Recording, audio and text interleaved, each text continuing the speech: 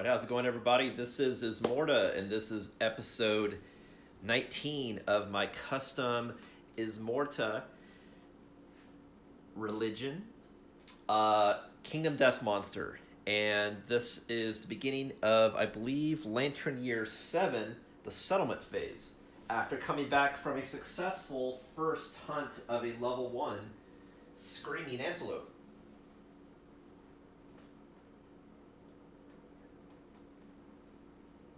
So I got a bunch of loots, and sound looks good. And so the settlement phase, I'm doing the entire settlement phase except for Departing Survivors section. And I believe there's also a milestone story event that's going to happen, as well as the settlement story event. So, and we got a lot of resources. Here I've spanned out what I just potentially might plan to do with my endeavors and my resources. The equipment that you see on top of the resources are ones I'm planning to get, not ones that I currently have. So yeah, let's jump into it then. Alright, so it's Lantern Year 7, and we're going to follow our little tracker, which I always put really far away for some reason. Alright, so first setup. Actually, I did not finish setting up. I need to shuffle the settlement deck right quick, so, because we always get one random, and I need to shuffle my innovation deck. Not the stack of innovation cards that I haven't added to. This is the total possible, but this is my deck that I could draw from if I innovate. Which, coincidentally though, I might not, as much as I don't want to, not innovate. Because you always want to innovate, because that's how the way you keep advancing your society, to get better and better stuff. But I'm a little shy on hide. Now, I did get a couple pelts, so you could argue, and question marks, so you could argue, yes, I could innovate. But here's the thing. I could have one Lantern Year I don't innovate, and then casually get more resources and keep innovating and casually get more equipment. But I'm at the point that I need to start ramping up, because I'm going to be fighting more and more powerful stuff. And also, if I don't start fighting more and more powerful just quarries, then I may not get resources fast enough to not only upgrade gear, but also get the gear I need off that monster, and then also be able to start pursuing some of these other buildings, which I have not built yet, like, for example, the Skinnery and the Stone Circle, which costs a lot of resources to even make the initial building. So I'm at the point that I still want to fall behind, and there calls be situations that, you know, if I don't get all my resources I need when attacking the Screaming Antelope, then if I have to do it again, well, that just wastes another Lantern Year fighting that antelope, right? So why I'm saying that is because I'm considering gearing up and being very dangerous offensively, defensively with my survivors, so I have a lot more power, and then pursue a level 2 Screaming Antelope is what I'm considering doing. I've actually never fought a level 2 quarry ever, so that's going to be very interesting.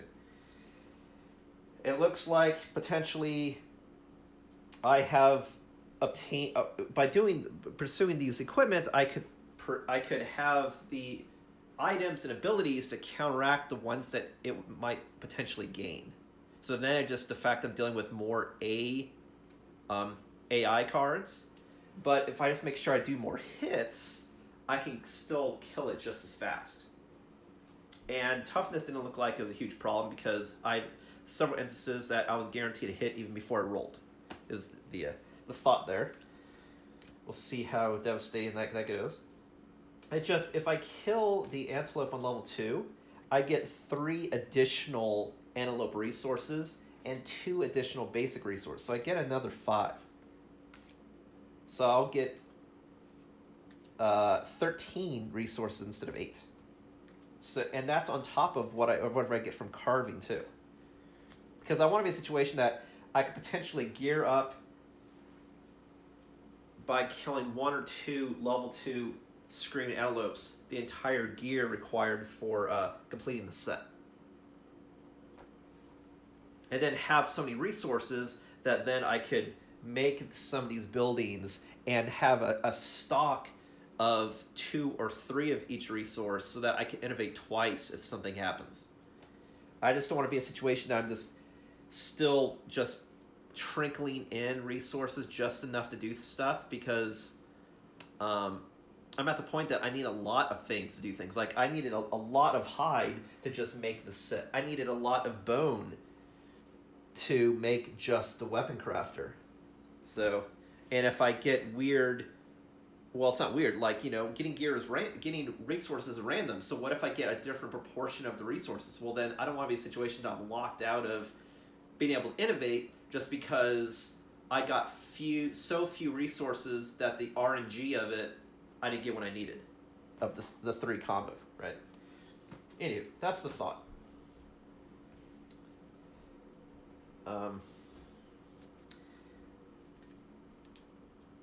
I honestly think I kind of screwed myself out of resources by jumping the gun and getting the weapon crafter. That's another reason why I want to capitalize using the benefits of it as soon as possible. AKA fighting a level 2 monster. Because otherwise it's like I just pissed away resources. That's then preventing me from innovate. And I could definitely innovate this civilization. It just, if I innovate, I won't have to hide to make the stone circle, which then locks me out from doing any of the stuff. So then I'm just hoarding a lot of resources, which is dangerous. Like, just as it's dangerous to have all your good gear on one person, if you have a lot of resources in your settlement and something happens to your settlement, you can lose those resources. I mean, there's a lot of ways you can lose stuff, but it's how do I say it? It's not capitalizing on the value, right? It's like having money in your savings account versus stock market. Like, your money isn't doing anything for you, so it's not scaling. That's why I figured, hey, I miss an innovation, but I guarantee myself to dependently innovate in the future, while still doing not only gearing up people, but doing these huge upgrades with buildings. Right now, it's costing me an innovation phase in order to just make an additional building. That's what's happening. So I'm just like, I think right now it's more important for me to get more resources quickly to prepare before another Nemesis Encounter than it is to get another innovation. Or at least delayed by 1 Lanternier. That's the idea anyway. We'll see how stupid that idea is. And you may be in some situations that you're forced to do that. Because to innovate, for example, you have to use an endeavor. So if you run some settlement event that you use all of your endeavors to do something, you won't have the endeavor, or let's say only half your party comes back alive, you may not even have enough endeavors to even innovate, right? Because you need to have 1 of each resource and an endeavor to do it. Okay, well, that's the general strategy of what I'm planning to do during the settlement phase, but, depending on what happens, that could definitely guide what happens. All right, so we are ready to go. We are shuffled the innovation deck. I'm most likely not going to innovate, so I won't bother shuffling that. Yeah, I'll just go fine. I'll just go ahead and shuffle it. I just know I'm not going to unless something weird happens. Like, if I happen to gain a hide or something, then I may do it. But I'm slowing my technology by a little bit to advance my rate of income by a lot is my strategy here. Because if I can do level 2s from here on out, whether it's the White Lion or the Screaming Antelope, that's awesome. And I think I could possibly do it. Especially if I gear up with all this stuff. I have a lot more special abilities and a lot more defense going on and ways to attack. Okay, so we've shuffled everything. Cool. All right, so we've done the setup. Now next phase is Survivor's Return. So I heal all damage. I already took all of the temporary counters off. Now I just need to heal all of the damage done to anybody.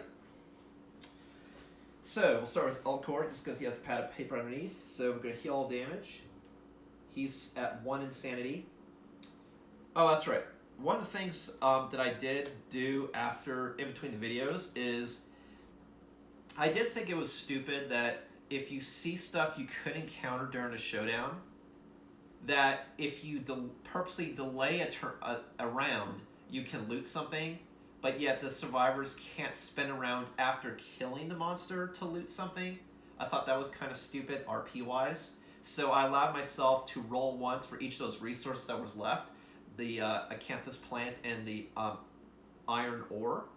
I didn't get the acanthus, but I did get the ore. So just so you know, I worked that into my custom rules and added to my summon sheet, that custom rule that if there's anything on the showdown that I could roll for that I didn't upon death, I could roll once for each of those items. That's what I'm going to do. Because that's kind of stupid. Okay. So Elcor healed, and his damage, he should have 2 on every place. Okay. He only got hit psychically, looks like. Timothy has 3 and 1. So it goes back to 1 on waste. Oko lost his waste because of that encounter during the hunt. So his waste will actually stay at 0. And actually, he would have gotten 1 light damage because I think I forgot to erase the waste when I took away that item. But in any case, he's still at 0. And he heals his leg damage. And he still has, he has 3 to head and not 2. And Snahavium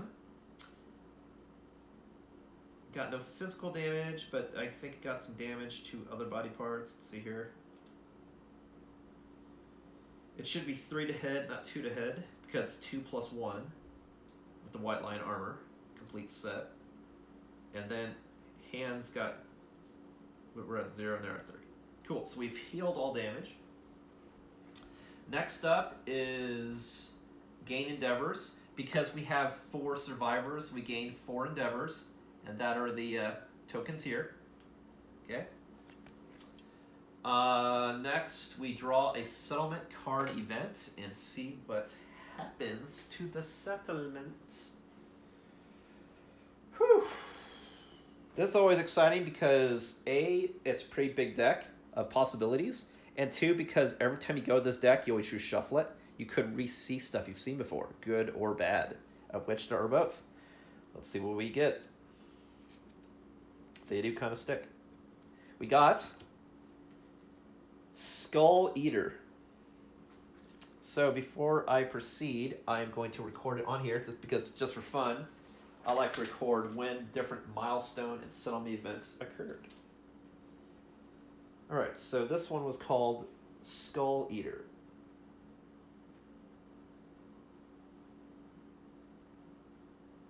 Okay.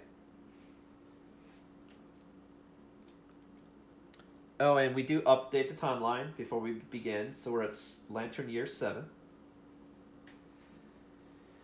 Alright, so let's see what this is all about. Show you the card, just so you can see the picture. Don't worry about trying to read the words, I'll read it to you. Basically, there's a story event that happens at the top, something happens, and then we roll for stuff at the bottom. You see a picture of a guy eating some tasty skulls, looks like. Randomly choose a returning survivor and give them +3 insanity. If there are no returning survivors, choose a survivor from the settlement to gain +3 insanity. So, honestly, I would want to give +3 insanity to someone that desperately needs it, which would be either Timothy or Elcor.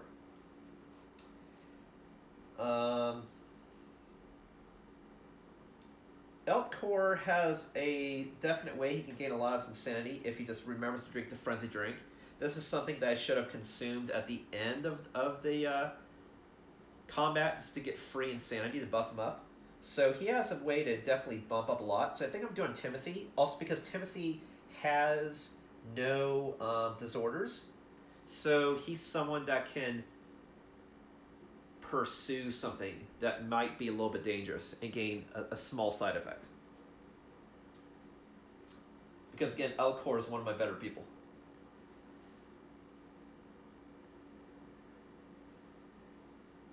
Right now, Oko has seizures. Snahavium is honorable. meaning whenever she fights the monster, it's always an honorable way. Elcor is hyperactive, always has to move, and Timothy right now is normal, so we'll have Timothy do this. And I'm trying not to read ahead, even though I know sometimes I do that. Alright, so Timothy gains 3 insanity, so it goes from 1 to 4. Okay. Now I'll just keep this under Timothy. Timothy. Okay.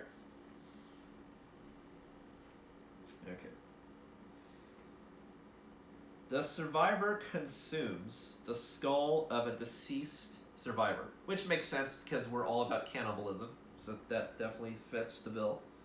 They awaken a hunger that cannot be stopped. Roll on the table below. They gain the following impairment. Timothy gains marrow hunger when the murder or skull eater settlement events are drawn. This survivor is nominated. So Timothy gains marrow hunger. So it's not a disorder, it's an impairment. So I'll write down here below. Marrow hunger.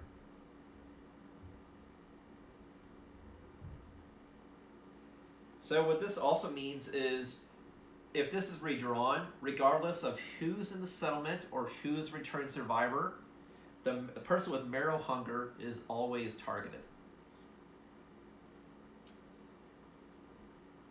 So I'll say target for murder or skull eater.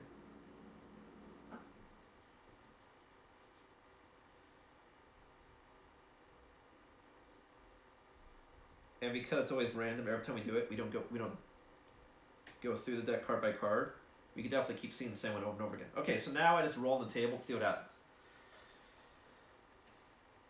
I have not looked at the table. I'm assuming 1 is bad, really bad, and 10 is probably really good, and something else is something else. Let's see. What can you guys see? All right, let me make a little bit of space to roll. How about I roll here?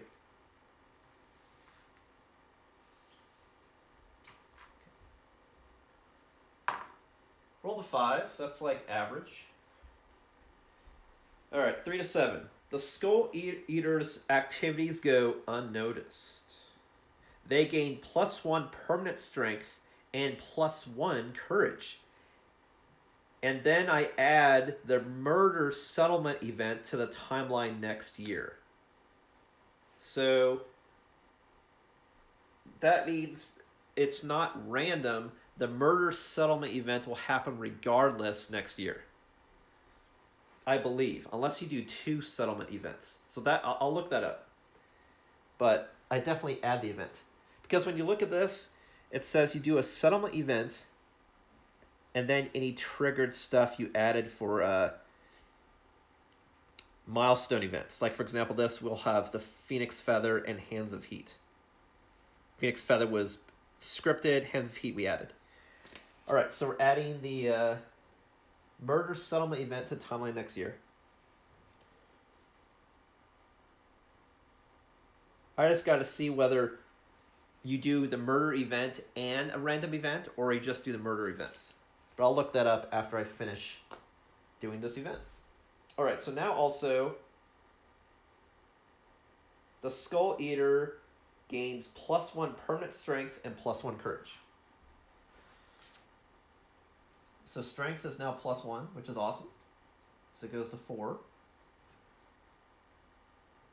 with his weapon. And then +1 courage. So he's currently at 1 courage. Because he had the courage to go after the skull. So that makes sense. And we are we do cannibalism. So this is not against our culture, but it looks like he's going mad doing so.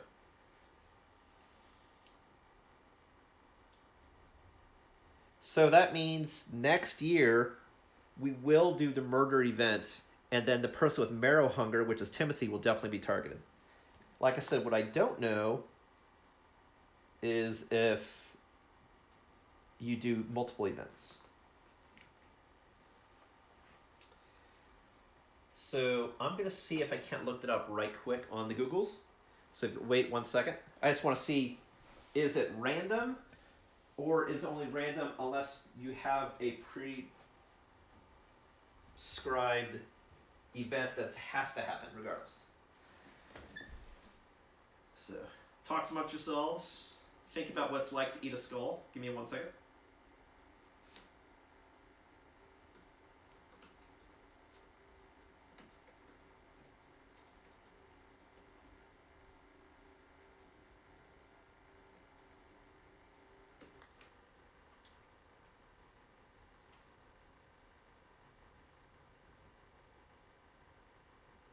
Okay, it looks like someone had the same thing. Great.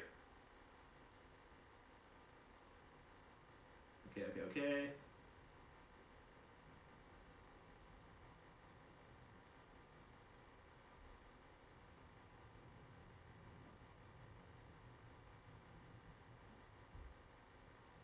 No, this doesn't answer my question. This says what happened during the murder event. I want to know if you do 2 events or if that's just the event.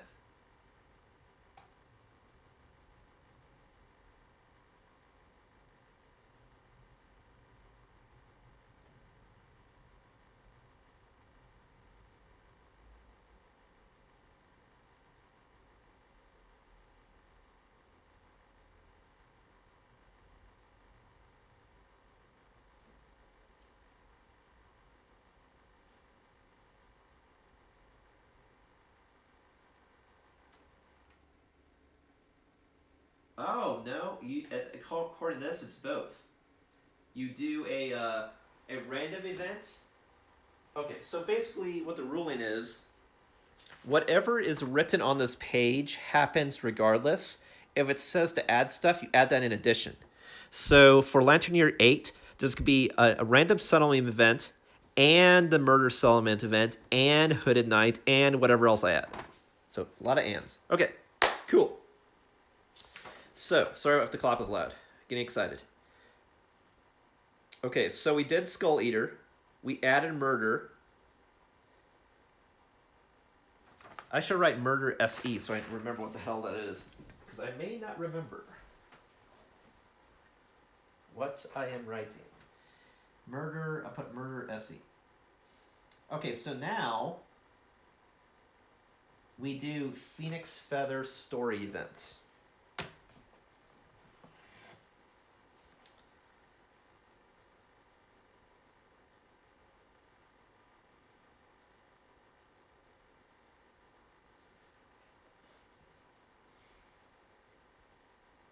Okay, so we're looking for Phoenix Feather.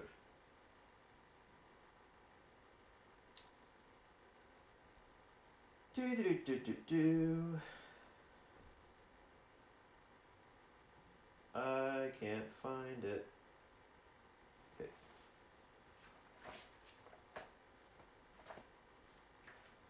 Looks like we have somebody going a little too crazy in my settlement. Eating skulls and like doing it in secret. Right. Not normal behavior.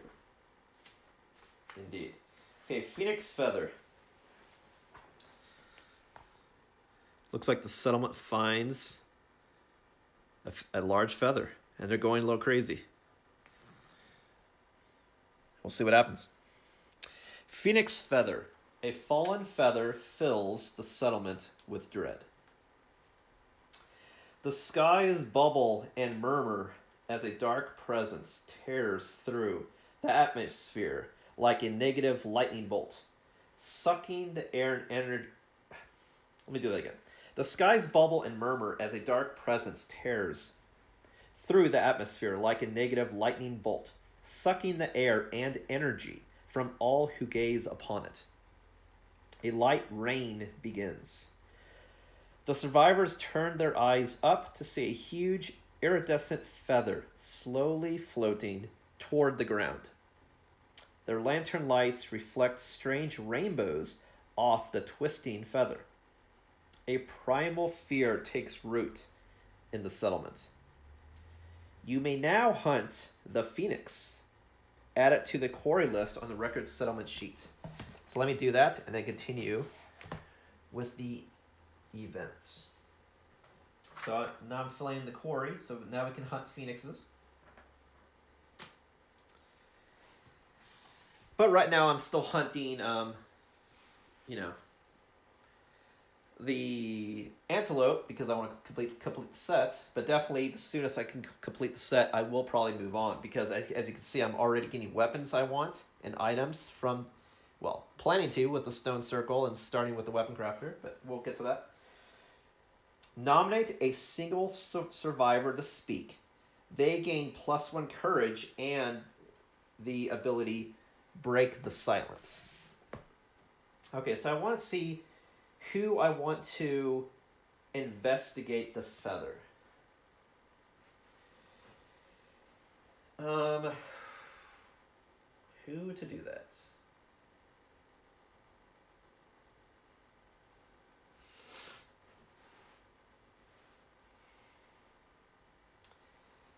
I don't think I want to do Isma because she's already gotten so many negative effects and impairments that if I ever want to try to heal her for whatever stuff affects Twilight Night, that would probably be a really bad idea. Because I had it so the fact that I brought her to life, it's kind of like she was just defeated, knocked out, not permadeath, and to stop the permadeath, people gave their life force to sustain her. 3 of my characters have now -1 all their stats. But this, whatever this is, could be good or bad. So I don't think I want to do someone who's torpedoed, but I don't think I also want to do somebody that has really good stats. So I could even nominate someone in my settlement who I haven't used yet to say, hey, step up, do something for civilization, investigate. It's a possibility.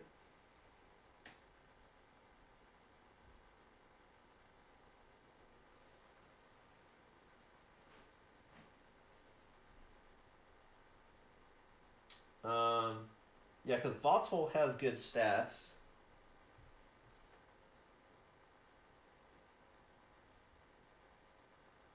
Nothing too terrible as far as disorders. Same with Eldcore and same with Snahavium. And then Oko has mediocre stats. Oh, actually, if you add the 2 stats, Oko and Timothy are actually, decent.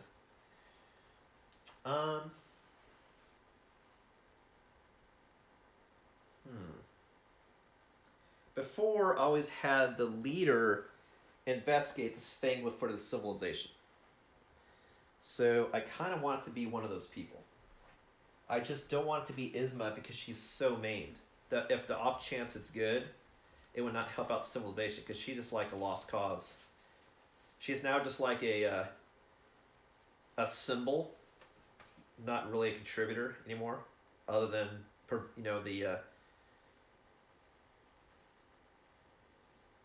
spiritual leader.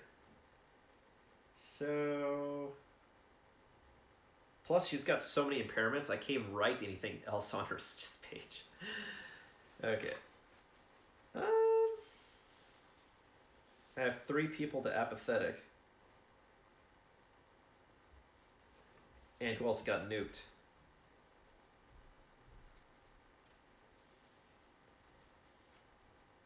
Well, who has the highest stats? Technically, the person with the highest understanding and courage now is Volatile. So I'll have her be the new leader that stepped up. Because Isma is just like crippled and psychotic. She's just like there in the civilization. And a lot of other people are just like gave her life to keep her alive and are very weak or scared. See, I'll do Volatile. We'll do Volatile. Final answer. We'll commit. She is the person that before gains specialization in bow. And has a bunch of disorders and fighting arts. A bunch of stats. We'll do her. Alright, where is my sheet to write on? Alright.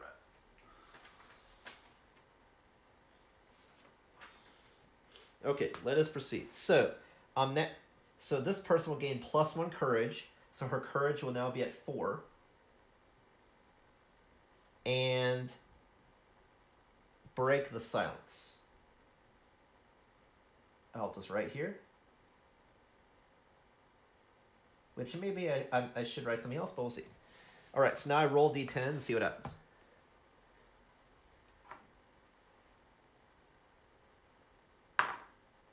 Well, that can't be good because I just rolled a 1. So that's probably really, really bad. Wow.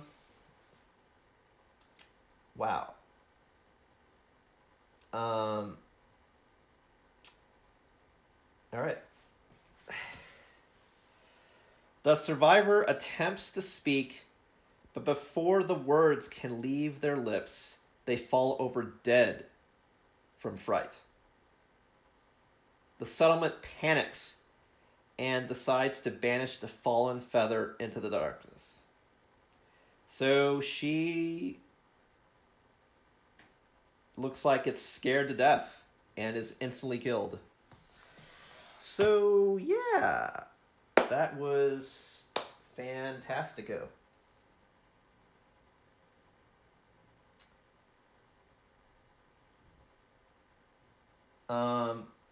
Fuck, man.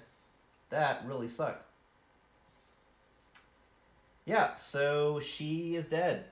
So I'll mark how she dies and update the death toll while I'm thinking about it. I put an X just to show she's dead, but keep it on record here. Fuck, man. Basically, whenever you roll 1, it's always really bad.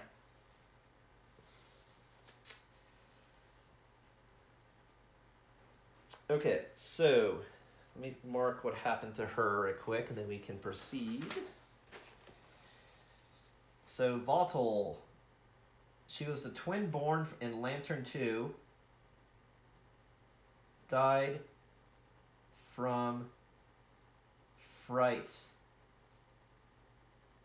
looking at Phoenix Feather.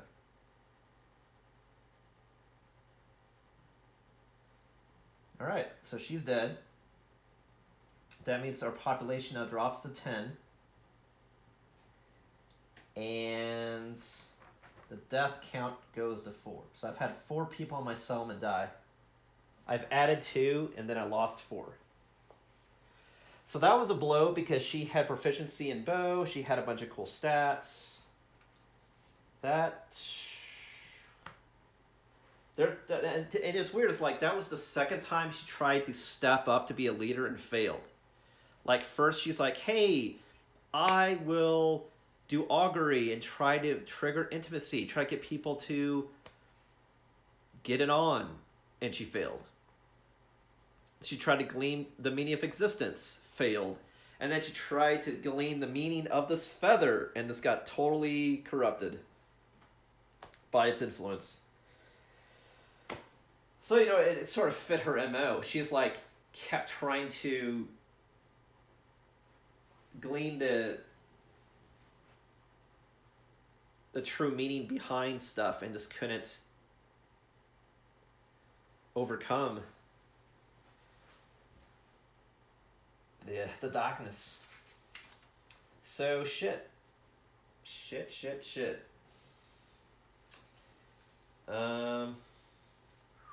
Boy. So she was one of the people that had Red Fist. She's dead.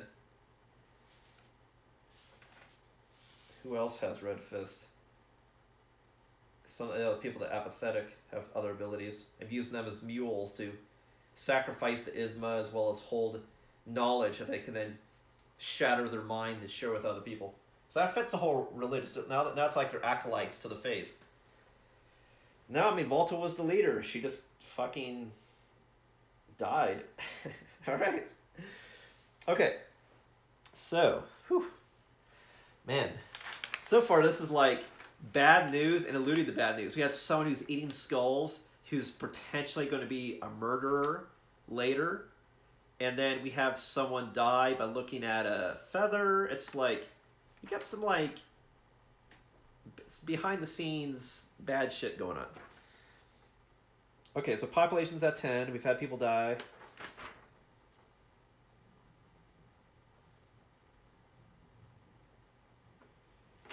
We definitely want to bear more children because right now we have the situation that now we only have actually 6 people who I can take into combat who are like halfway decent. So I need to bear more people so I can mix up who goes out and hunts. That way people die, I have people that can take their place. So definitely need to do augury. The problem is you get a +1 bonus to augury if you have 3 understanding, and one of the people that was going to do that just died.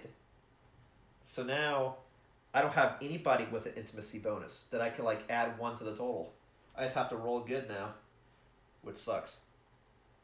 Anywho. Alright, so where are we at?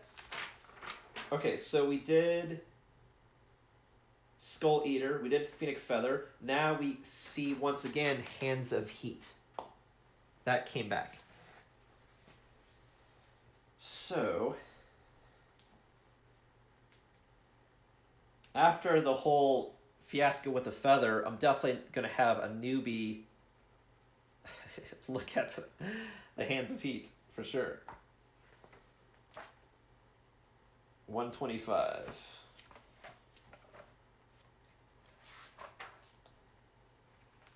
Alright, so we're seeing this event again. Hands of Heat. Picture of hotness. Alright. So, but we also have a lantern oven this time around with Hands of Heat. So this could be a little bit different. So it says here, if the settlement already innovated lantern oven, which we did, that's how we initially discovered heat, was by breaking ovens. We skip the event and roll on the lantern branding table. So we missed. We don't do any of the experimentation stuff. We've already, discovered, gone through the process of how to make heat. Now it looks like another branding event that works. We're not experimenting with lanterns. We already know how to do it. It's another branding lantern event. Okay, so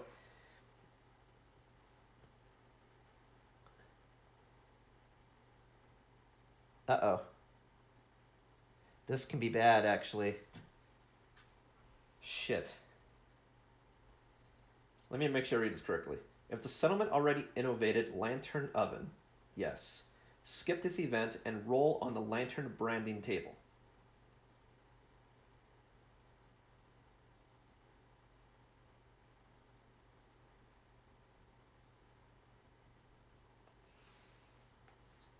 But on the lantern branding, when you do the table, you still have to nominate somebody because this says you nominate somebody. So I'm assuming, it's written a little obtuse or not enough information that I'm assuming what they mean by this is you skip this. You skip everything before it, and you still do the lantern branding event. Because it says just roll on the table, but that doesn't make any sense because you still have to nominate somebody. So you probably still have to do the above. Which is really bad, because I'll read it to you. Let me show you that picture again. Lantern branding. There you go. A feast culminating in the ritual branding of the settlement's finest warriors by the heat of an agitated lantern. Discard half the settlement's total resources, including storage. Rounded down. Nominate a survivor and roll on the table below. So this is actually terrible. And I'm definitely going to look this up just to make sure I'm ruling this correctly, but I think I am. This whole plan that I made here was using the majority of the resources we obtained. And we have some resources in storage. If we lose half of that, that means I can't make half this shit. That's terrible. So let me see if I can Google this right quick. Because this doesn't say to do lantern branding, it says skip to the table. So I wonder if I even skip this part. I don't think I do, but I want to double check. So that was called Lantern Branding Hands of Heat.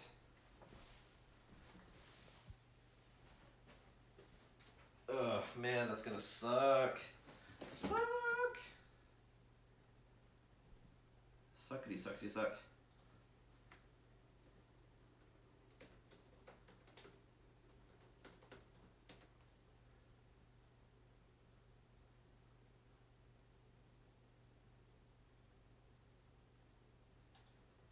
Okay.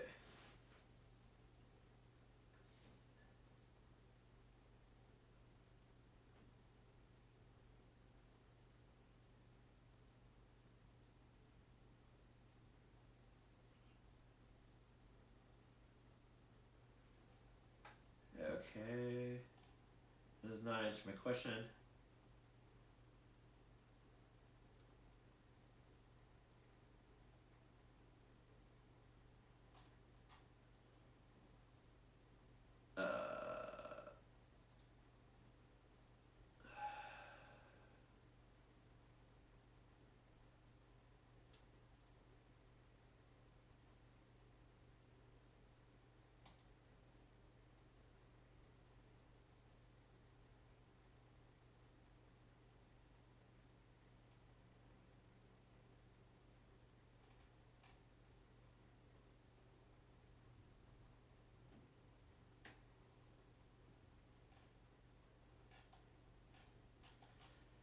I mean, skip this event and roll. It says you skip the event and roll on the lantern branding table.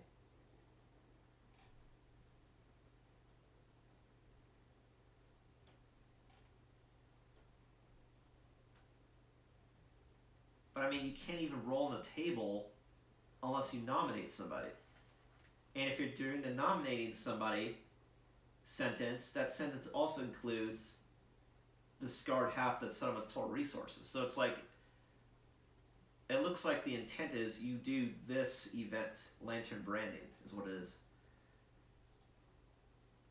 Let's see here.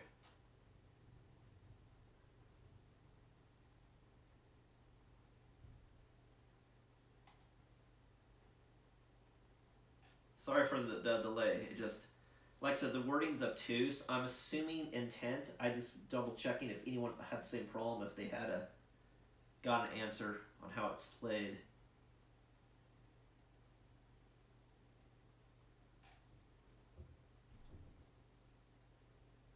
You could also argue I'm trying to find a way to not do it.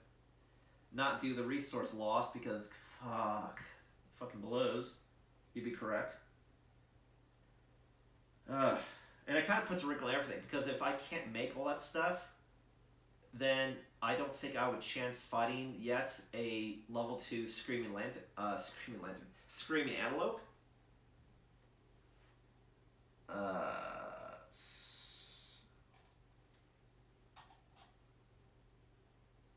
This isn't exactly answering my question.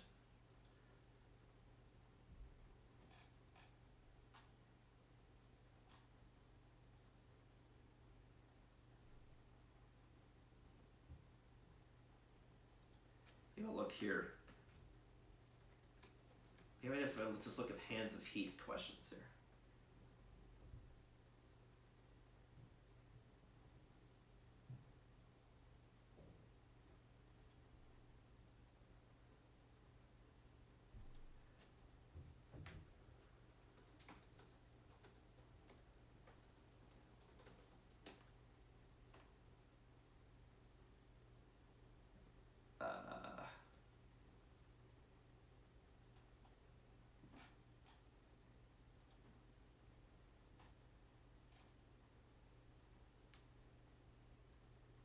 It says there are 4 comments, but I can't see it. You can't. Wait, what?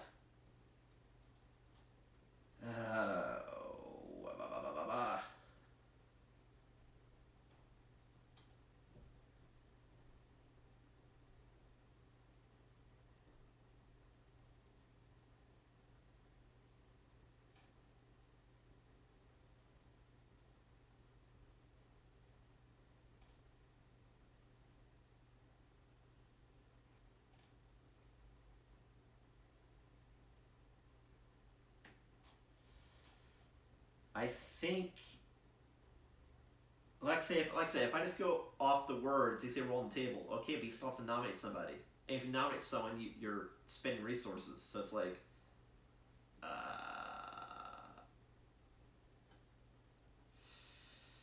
hmm.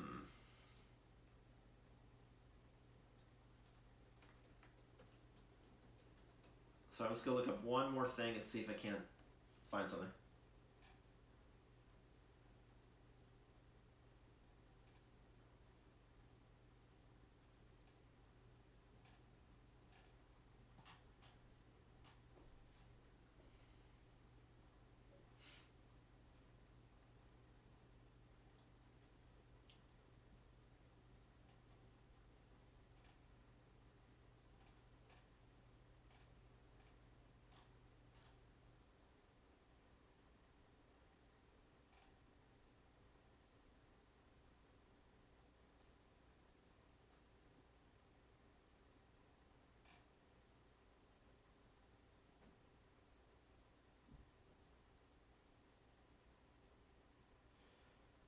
Yeah, I mean, lantern branding, it says you do a feast and then you nominate somebody. And it says skip the event and go straight to the roll.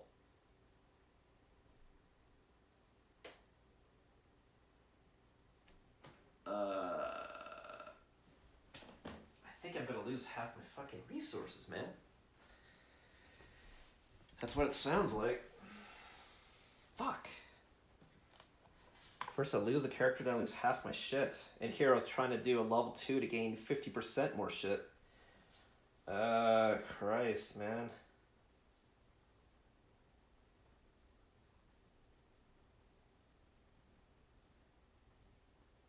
Skip the event. But you... That's me like, this whole story event is an event. And they say to just roll on the table.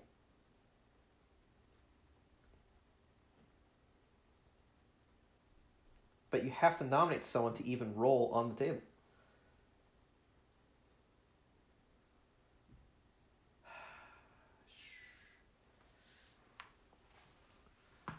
Actually, I'm going to try one more search. Sorry for the delay, guys. I just, and this happens sometimes with this game. It's like, there are just, because there's not enough detail, you can make a case for doing multiple things. Normally I do it to match story, and I think story-wise it makes sense if they do another ritual. I just, I don't want to lose resources. Fuck. But I know the rule in this game too that if you can do something good or bad, you always vote for the bad. So I think I kind of know what the answer is going to be.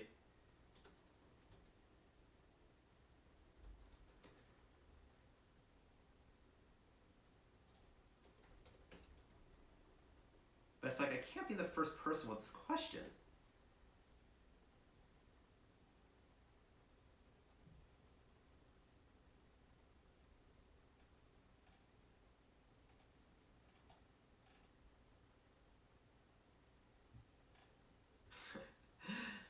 I'm trying to find the answer to this, and I find someone who's saying, Kingdom Death Monster is too hard, and now I wasted all this money.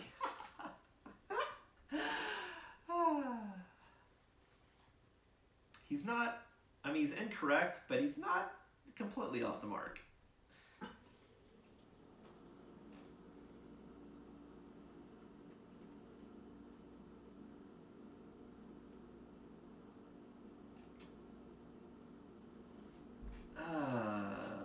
Fuck. Hands of Heat. I am just not finding...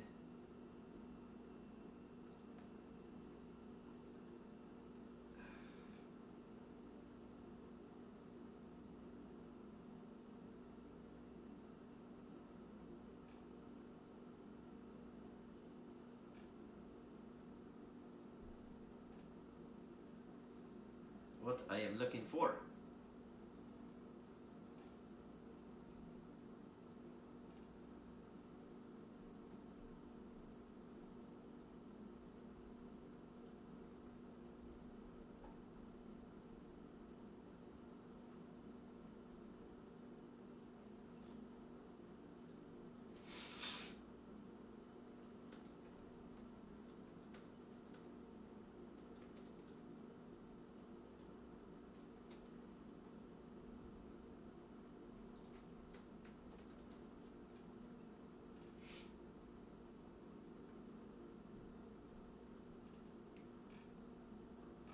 It's not. It's throwing me. They say look at the table, but it's like you have to nominate somebody.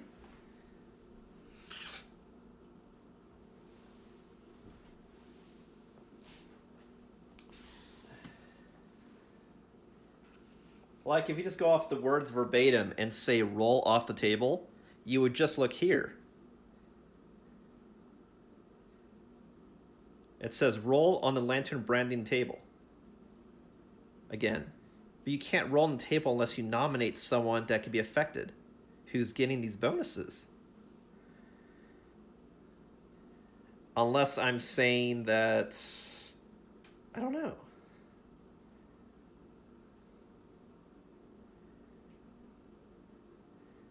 The lantern branding sub-event is like you're doing this ritual that you're celebrating with a feast. So you're consuming the resources, and then this is happening. So I'm assuming I'm losing half my shit, so I'll just play that way. All right. Fuck. Man. Fuck. Sorry. All right, so let me count how many resources I have, then round down. So I have 1, 2, 3, 4, 5, 6. Oh my goodness.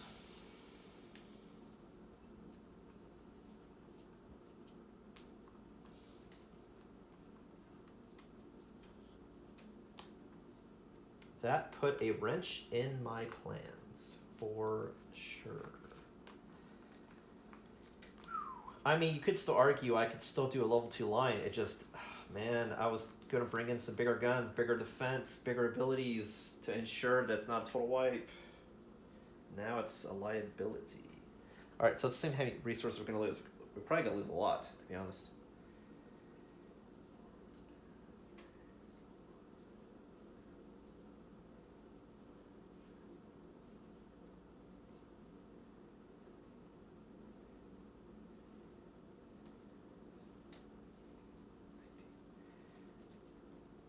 If I'm counting this correctly, I have 25 resources. Round down, I'm going to lose 12. That's going to suck. I'm just counting again because they tend to stick.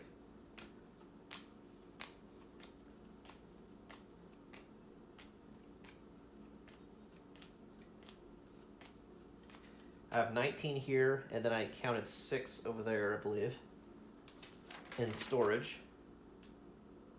Yeah, so I have 25 resources. I'm going to lose 12.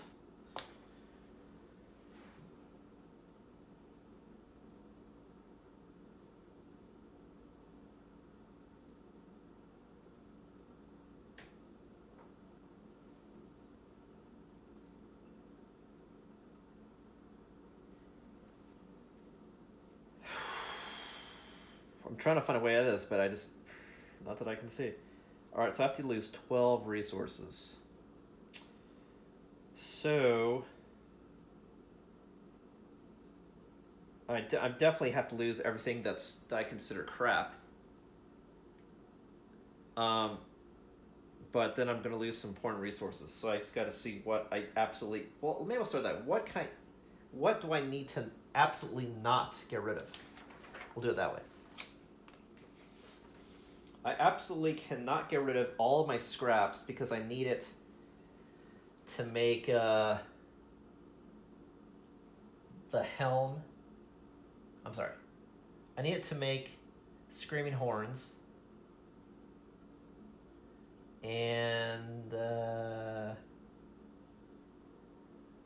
I need to keep 1 scrap. And I need to keep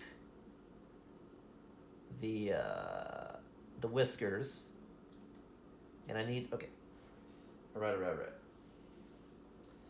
So I need to keep an iron.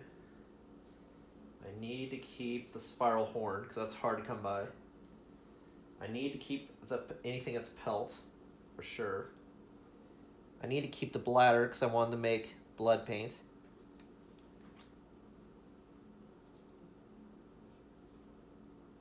And the pelt.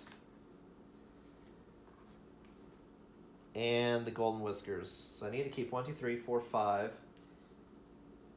and the whiskers, 6. So I can keep 7 other things.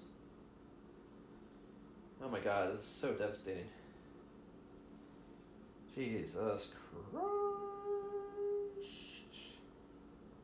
I mean, that just changed so much stuff, because, like, if you fail in this, you would give up resources. A lot of these things, like bloodletting, augury, and so I was going to use these as resources I can live without, but... Jesus. I mean, I'm definitely going to have to get rid of these, because that's crap resources. So it's like, I have to do that.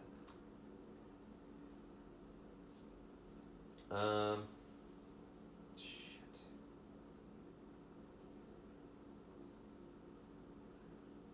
I could lose 2 bones. I could lose 2 organs. I could lose 2 broken lanterns. How many scraps do I need? Technically 1. I needed 2. Oh man, I was gonna use 3. Fuck, shit. I may need to keep the scraps. Christ. Alright. I have to get rid of 12 things. Let's see here. 1, 2, 3, 4, 5, 6, 7, 8. So I have to get rid of 4 more resources.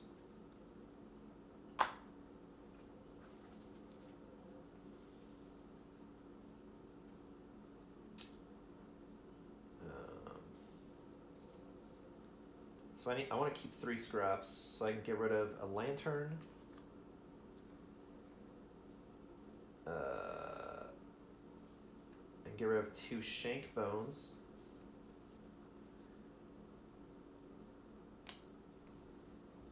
and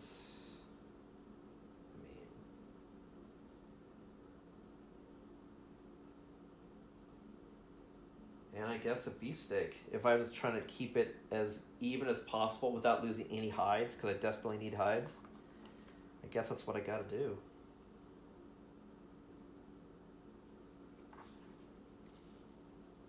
So let's see the final count. I'm losing 3 organs. I'm losing 4 bones. 3 organs, 4 bones, 2 herbs, 2 vermin, and a scrap. Ugh. Man, that hurt. That fucked up my plans really good. Shit, man. That was so devastating. I might just need to just innovate just so I can keep up with the curve. Shit, I might have to. That was... Put a wrench in my plans, that's for sure. 1, 2, 3, 4, 5, 6, 7, 8, 9, 10, 11, 12. Okay, so I lost 12 resources. Oh, goodness God.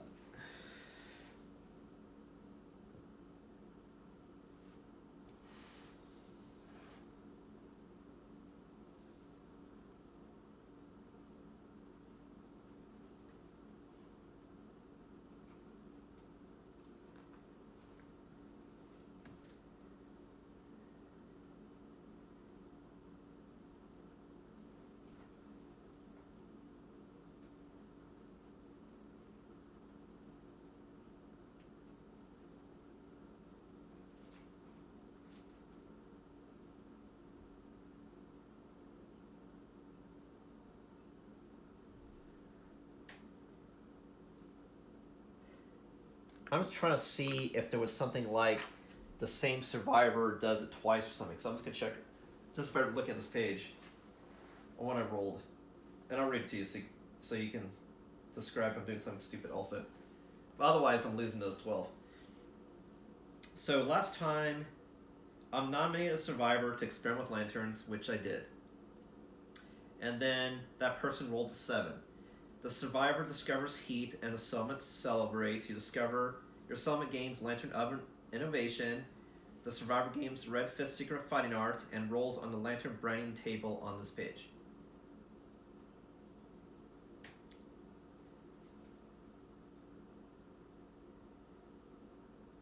and then you do a feast, settlement, roll on the page, which was just something happens. And what happened was is tradition. All departing survivors gain plus 10 survival, which didn't mean shit because they were all maxed, and then add Hands of Heat to timeline 1d10 years from now. So that sounds like it's a tradition that you then celebrate again, because that's what you do in traditions. You keep doing the same. So that's what it sounds like. All right. So I lost 12. Shit. Now I nominate a survivor. I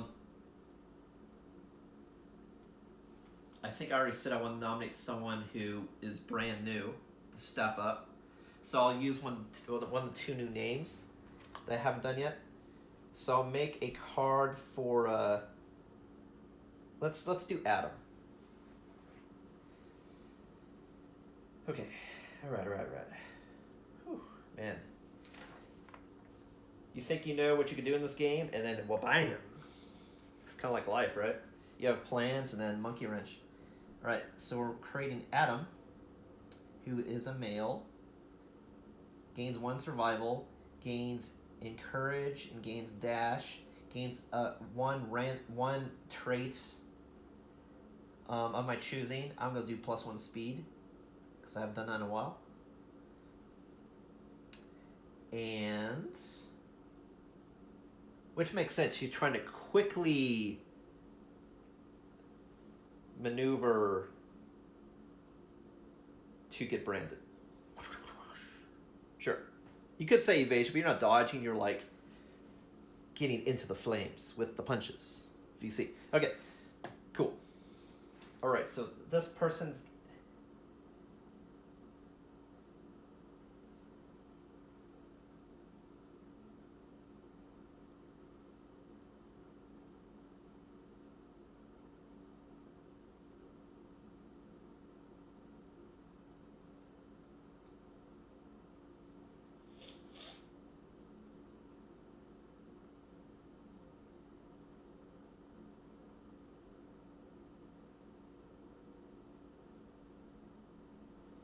I just wonder if I am reading this incorrectly. Because according to this, you don't do experiment with lanterns twice.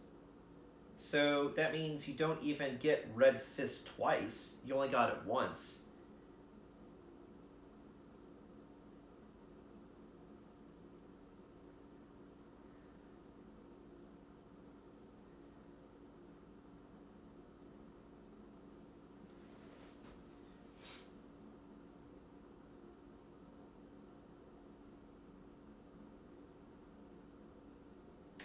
Because when you rolled a 7+, you got Lantern Oven, and Secret Fighting Art, and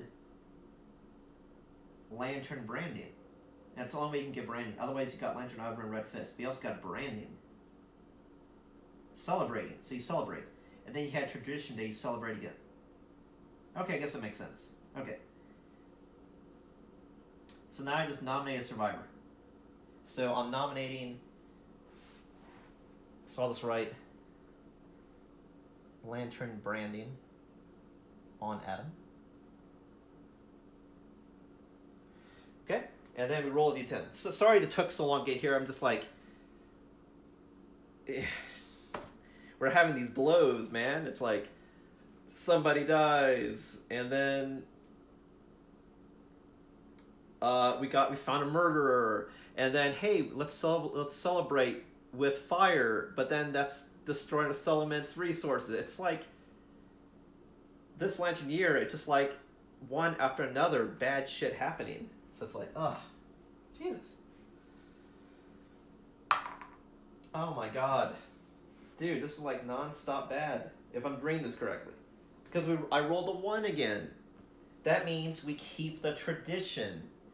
All departing survivors gain +10 survival, which you think is go, but it's a waste, because I already have a way to give someone +4 survival, and my cap is 5. Add Hands of Heat to the timeline 1d10 years from now. So we're keeping the same stupid tradition, honoring the fact that we discovered heat, and we're just blowing up resources. It's like, God, my settlement is stupid.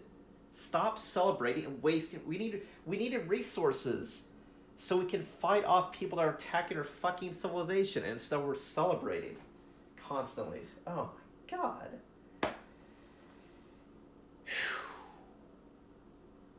Alright. So now we add Hands of Heat to timeline 1d10 years from now.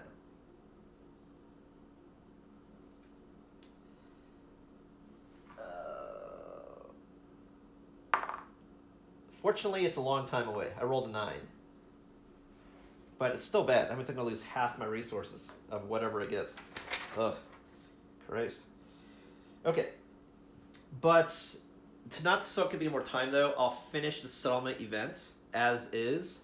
But between these two videos, between this and the hunt, if I find that there was a discrepancy in my ruling, I'll do another short video and redo the development part of the settlement phase just by itself. But because I don't want to waste any more time doing research on, am I playing this correctly? Because I think I am. I think it just really sucks. Everyone's celebrating with these huge feasts and just blowing up resources. Yay, great. Fantastic. Thank you. Okay, so I added 9 years from now. So we're at year 7, so 1, 2, 3, 4, 5, 6, 7, 8, 9. So on Lantern Year 16, there's going to be another Hands of Heat event. Meaning my resources are going to get blown up. And then, like, other stuff could happen that's good, but it's just like, that always happens. Now there's always a tradition of having Thanksgiving, bringing apple pie, and blowing up resources. Okay. So I added it 9 years from now. So during Lantern Year 16, there's going to be an encounter with the Butcher and Hands of Heat. A new encounter with the Butcher. Okay. Oh boy. Yay caramba. Alright. So we have a tradition of Hands of Heat. Yes, whoever departs, everyone will get plus 10 survival. I'll just remember to cap out everybody. Sure. Alright, so we created Adam.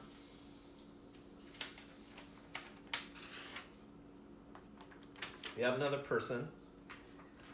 Total, we just have 6. So I may actually go ahead and create the other one too. We'll see. But if I do, I'll do that during the hunt phase, preparing, because that's like who I want to send in combat, so I'll worry about it then. Okay, do not want to prolong any more than we have. Okay, so we have, to recap, we did the settlement event, which is Skull Eater. Then we did Phoenix Feather. Then we did Hands of Heat. Now we do Develop. So now I can spend endeavors and spend resources to do stuff. Okay? Whew, so what is left that I can do? That is the question. So to make the stone circle, I need 3 organs and 1 hide, which I'm sure I do not have. Either that or I only have 1 organ and I want to keep it. 2 organs I want to keep. So I can't make stone circle. Because I can't make stone circle, I can't make anything at stone circle. So that leaves the weapon crafter. At the weapon crafter, I can make stuff here, at least. I just can't do stone circle. What I had planned doing at the weapon crafter is making 2 skull cap hammers. Because if it hits on a perfect 10, a perfect hit, which is a 10, a lantern, I make the beast speed -1 until the end of the monster's next turn. So that means it's gets nerfed on its attack. And the idea there was, if I attack a level 2 monster, that will get a speed bonus, it'll negate that bonus. That was part of the intent. So I could make those at least, to give somebody at least better combat. But that being said, I'm probably still going to fight a level 1 antelope.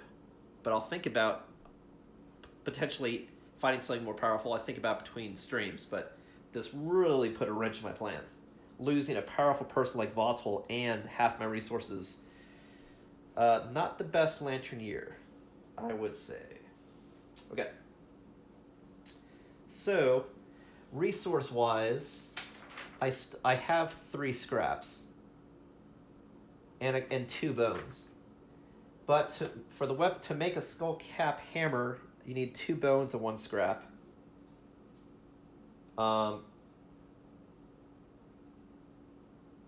but I only have two bones I can use and 2 scraps because I want to keep. Is that right? I want to keep Spiral Horn because that's a rare piece. Large Flat Tooth, I'm assuming is. I don't care about. Well, actually, I looked ahead. I don't care. So I can make 1 Skull Cap Hammer, or I can at least not have this be a total waste and innovate. Honestly, I'm thinking since I'm going to fight the same monster again, level-wise, because I just torpedoed myself, I think I'm going to fight a level 1 monster and innovate. So at least I don't waste a Lantern Gear, but at least not getting some other bonus. That's huge. And then blow a lot of resources next Lantern Year and potentially not innovate. We'll see. Because that really put me behind 12 resources, man. I mean, that was something. That was something. My problem is I was trying to get resources in order to fucking combat the Nemesis Encounter and be in a great position, and now it's like it's endangered. So I don't know. Anyway, I'll think about strategy between streams as far as what I want to do, but let's proceed with what we're gonna do in the now. All right, so we got. If I was going to innovate, I could use a 3 question mark and a large flat tooth and the screaming brain to innovate. I could do that.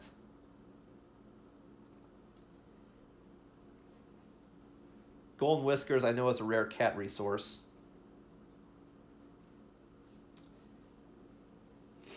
I mean, technically, yeah. You know, the whole thing about looking ahead. You know, it's like you think about, do I want to innovate something, and you pick it up. So it's like, are you allowed to look at what you were going to make, the stuff, before you make it? You know.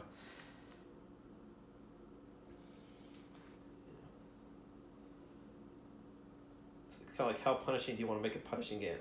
Sort of thing. Anyway, do I innovate or not? Christ.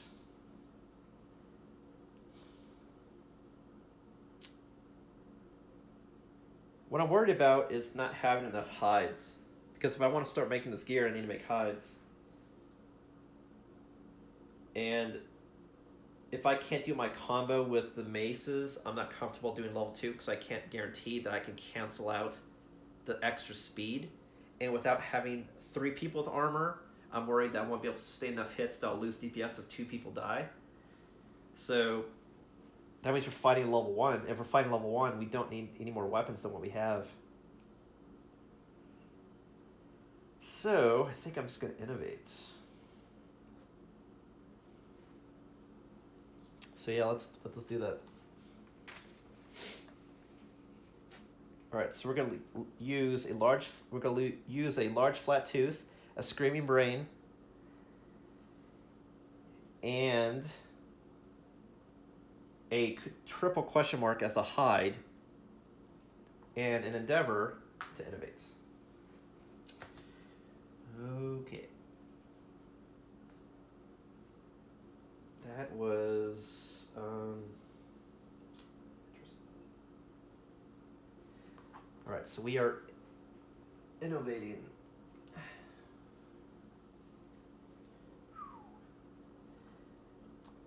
All right. So I'm glad I shuffled the deck.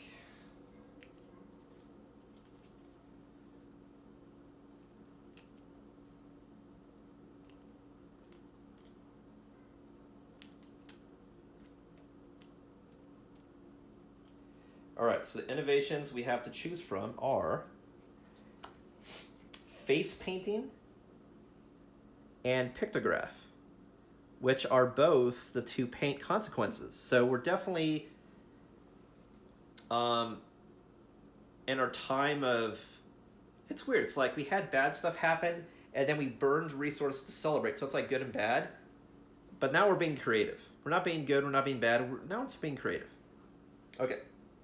So we could do face painting, that has two places we can endeavor.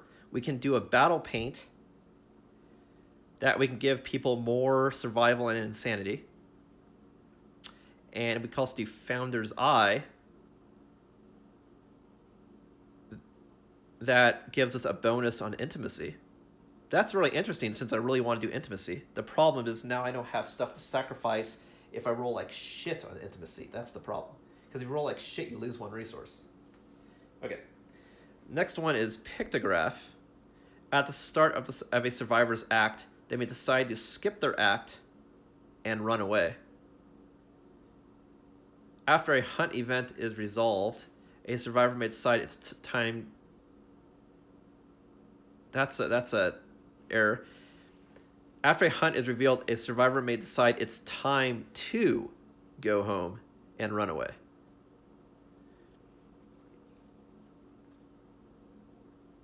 Okay, well, let's look up what runaway does, because that's going to drive our decision. Because I don't know if that's good and bad, or that's just bad and less bad.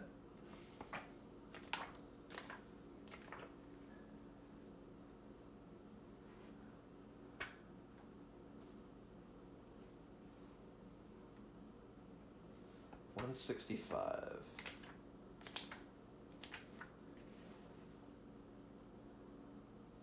So you could run away during the hunt phase or the showdown phase to just return to the settlement.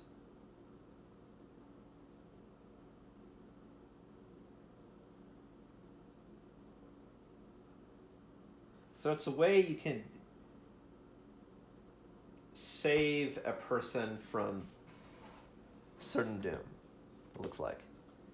So if I know a showdown is going to shit, instead of having everybody die, I could have them run away. With which they still have a chance of bad stuff happening to them, but if you know something's going to be a total wipe, they can just run away. So that's interesting. Same with during the hunt. You can have people just run away.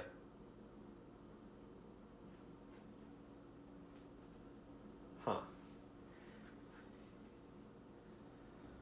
But also, if I do Pictograph, I add the Pictograph consequences to Innovation deck, whatever those do.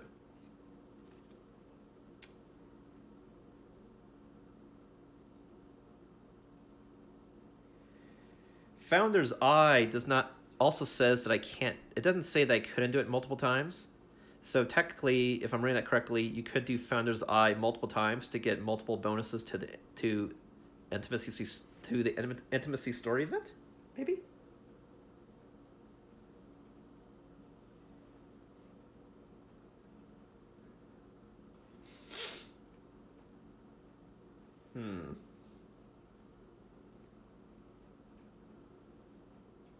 I don't think running away is a good idea, because if that happens during a hunt, I waste a hunt event. I mean, if you waste a Lanternier, you lose all resources. So I think that's just fundamentally a bad idea. But there could be good stuff from Pictograph. But the fact that I want to potentially pursue face painting because I looked ahead on Stone Circle, I think let's have people do face painting, because that's something I wanted to do. That's something the people want to do. So I'll do that. I'll just commit. I'll do face painting, which adds no more innovation, so I have a better chance now of getting something more valuable in this deck because I didn't add to it. Did not add to it. So Pictograph goes back into the deck, and we learn face painting.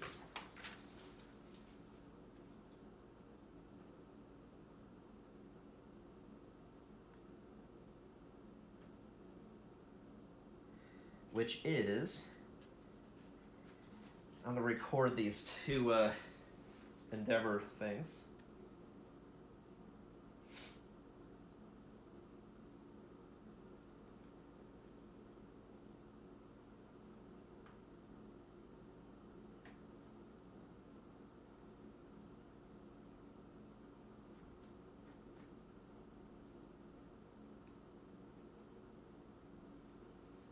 And then also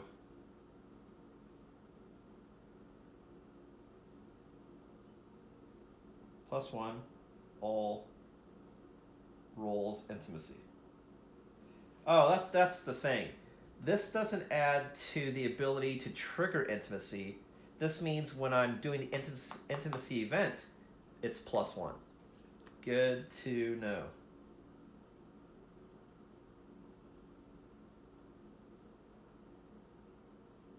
Okay, so we learned face painting. Boom. All right, so we have 3 endeavors left. I'm going to risk doing augury. If I fail the first time, worst case scenario, I could spend a scrap to a resource. I just think that, man, we're kind of putting it in a pickle here.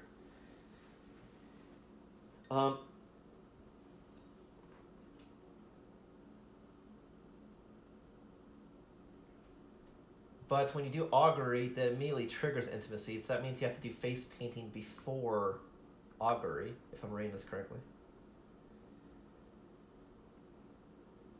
And if you do battle paint regardless, if you roll decent, you can have it so everyone goes out with +2 survival and +1 insanity. So you can just give everybody additional insanity when they go out. So, you know. Oh, but that's a different thing. That's battle paint. Founder's Eye is the just intimacy bonus. All right, well, I have 3 chances. I'll have 2 chances and this 1 chance. So let's chance it, unless there's anything else we can do that's viable.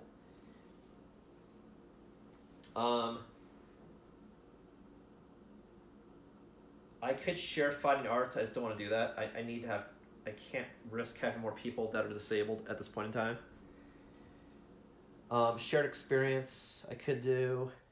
Augury, we're planning on doing. Scavenge is a way you could potentially find a scrap. So if I fuck up something, I could use a scrap. So you could do that. Can't do Forbidden Ritual because I don't know dance yet. All right. So we're going to do face painting. So we're going to do Founder's Eye. Roll for that. We rolled an 8. 4+, gain +1 on all rolls on the intimacy story event, the settlement phase. All right, so we got our intimacy.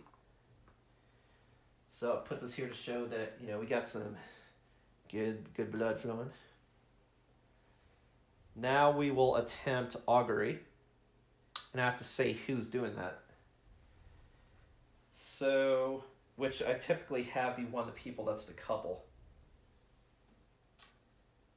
So, I don't know. Who do I want to gain an understanding? Eltcore. So let's have Eltcore do it. And then if it's successful, he will mate with maybe the other person that I haven't done yet. Which is, what's her name? Sweet Samantha. That's what we'll do. Okay, so Eltcore is going to endeavor. I'll just put here to show that he endeavored. Now we roll on the table. Unless someone else on here has 3 understanding. I mean, I technically could have Isma do it. That way I get a +1 bonus on intimacy. So I have to roll 7+. I could do that. And I wonder if it could be different people. This says you trigger intimacy. I don't think it says whoever rolls triggers intimacy. So I could have Isma trigger intimacy. And then Eltcore and Samantha be the couple. That's what we'll do. So we'll have Isma do it because she has 4 understandings, so she'll get a +1 bonus.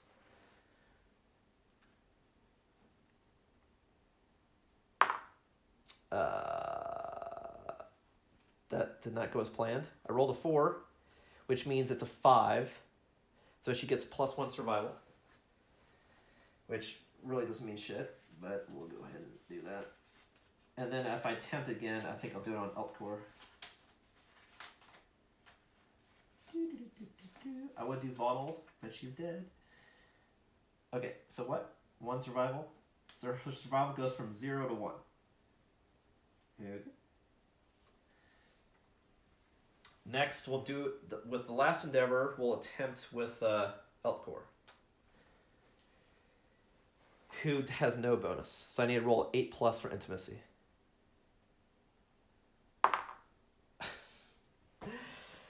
Ah, God.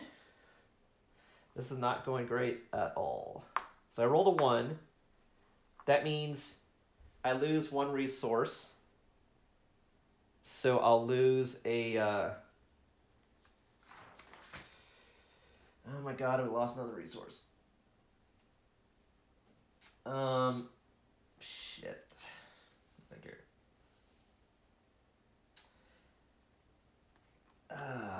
I'll lose a cat bone, actually. Lost a cat bone.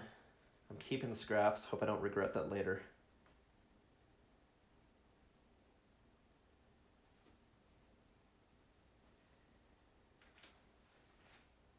No,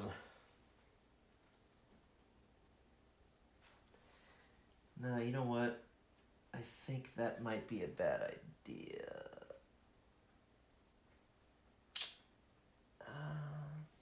No, I'll do that. Okay, and then, but he does gain 1 understanding, which does trigger a milestone event, because now he has 3 understanding, which triggers insight. So he you know, we lost another resource, but you know, he gained some insight. Let's see what that does. Insight 131.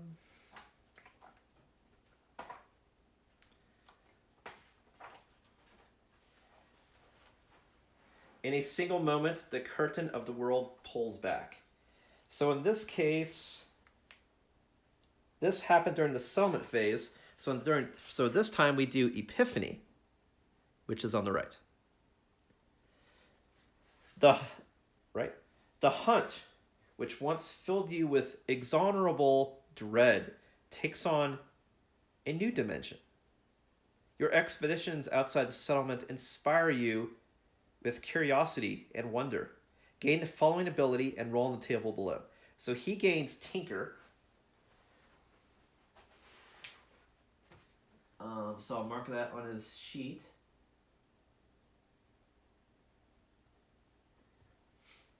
So when he is a returning survivor, he gains +1 to use the settlement phase. So he still counts as a returning survivor because he's not triggered as departing yet. So I'm saying right now I get another +1 endeavor. I don't care, Tom Bland. So, boom. And then I roll on the table. Rolled 7. Gain +1 endeavor, the settlement phase. So let's say now we got 2 endeavors. Let me see if I have another token. I'll take it off her. Because you can't have the same person endeavor twice. So we have 2 more endeavors to spend. So you know what I'm going to do? Well, maybe.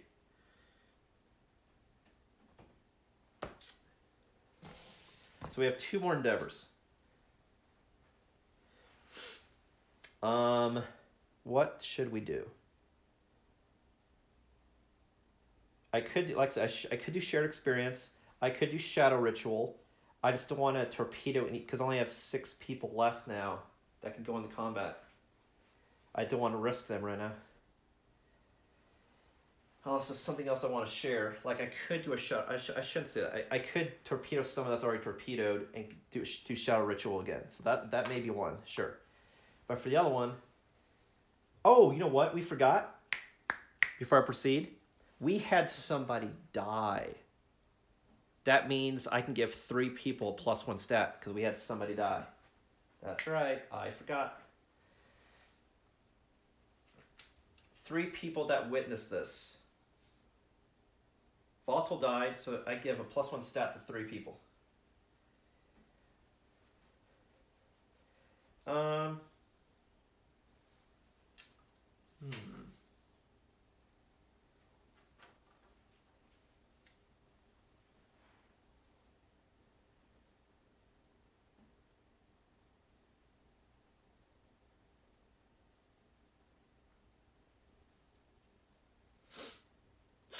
3 people that witnessed what happened.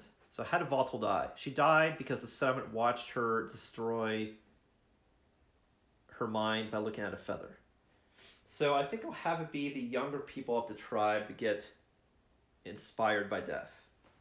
So I'll do Samantha, Timothy, and Oko. So I'll create the Samantha card real quick. Who's the last person's name I have to create.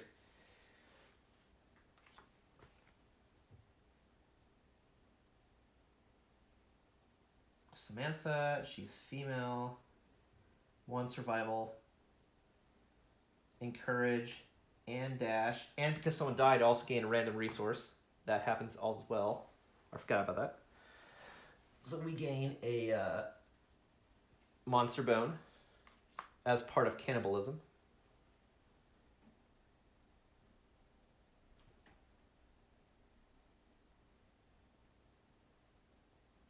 Yeah, if someone just leaves settlement, it's if I harvest a body, which I did.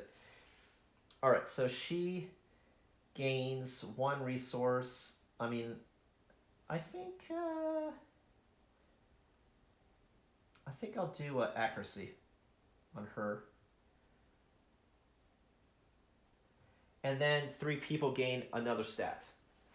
So I have Timothy, Oko, and Samantha gain stats. So one of the other things I'm doing in the game, just cause, is I'm not having it so any one natural ability can have more than a 3 bonus.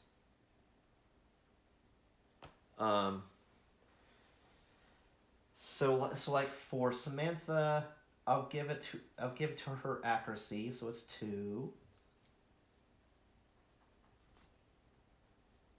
Okay.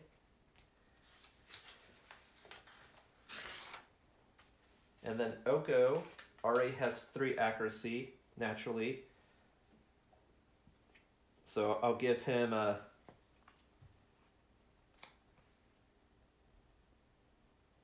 strength. So he's at 4 strength. And then lastly, the other newbie. Oh, wait. I had... Oko's not a newbie. Timothy is. No. This will go back down to 3. Timothy, Adam, and Samantha. Timothy.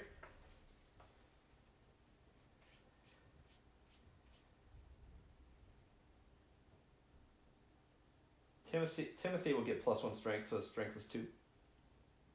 Naturally. And then his weapon goes from 4 to 5. And then Adam.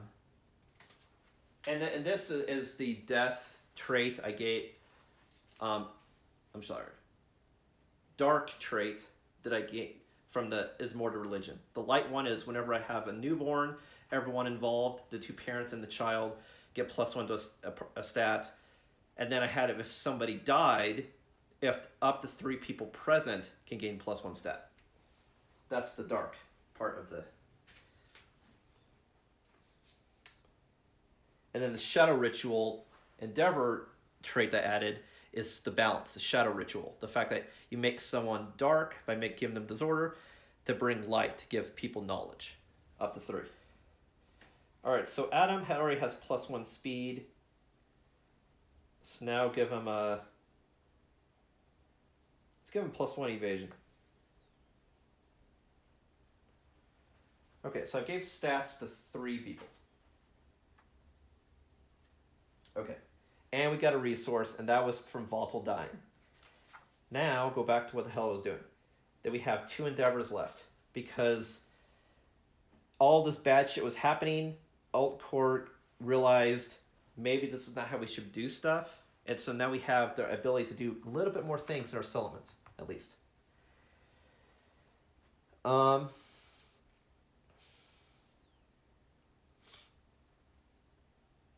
So I could definitely share experience twice to give people more skills.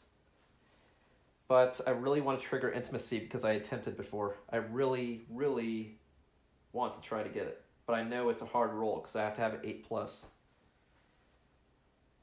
The other thing I could do is to attempt it one more time. And then if it and then depending on if it succeeds or fails, the last one I can do battle paint to give everyone 2 survival, 1 insanity that departs. Could do that also.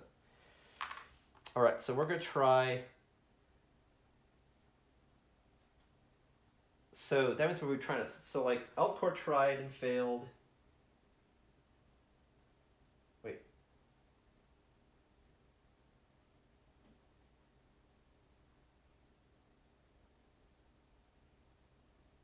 Wait a minute. We innovated. We did that. 2 people attempted, and oh, that's right. She got 1 understanding, and I failed. She got gained 1 survival. He failed. So this will be the 3rd time we're doing augury. Okay. Does anyone have 3+ understanding left? No. Anybody that's alive who didn't already. Let me see. Technically, Volva does. Oh no, she has 3 courage, 1 understanding. She's courageous, but doesn't quite know what the hell she's doing. All right. Well, I'll attempt again. I have to get an 8+. If I lose another resource in this case, I'll lose a scrap. All right, let's do it. Nothing ventured, nothing gained. So this is the person doing this. Oh yeah, who's gonna do it?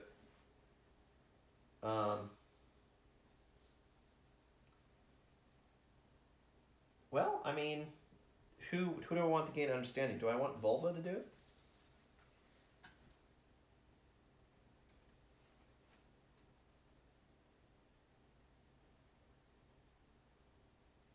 I mean,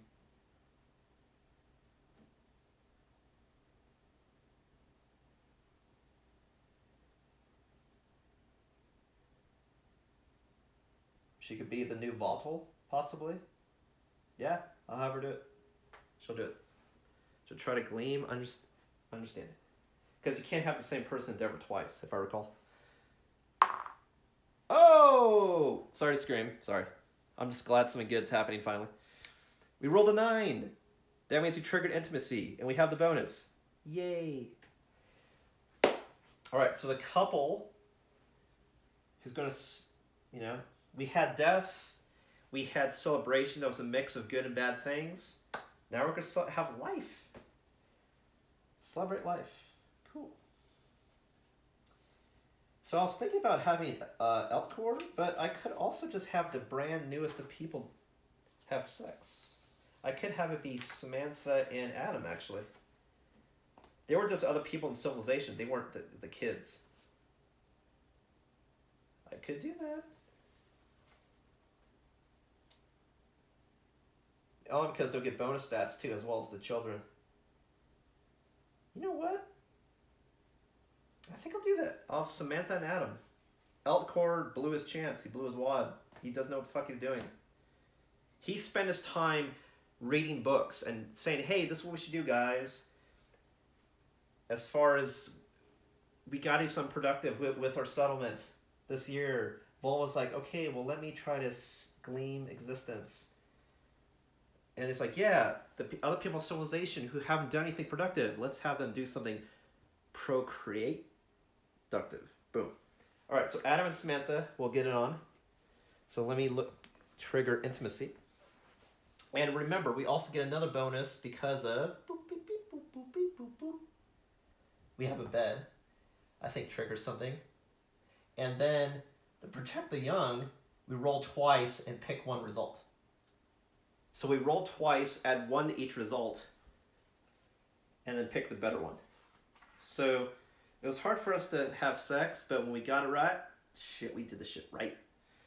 All right, so let me look for an intimacy event. I'm sorry that the summit phase is going a little bit long.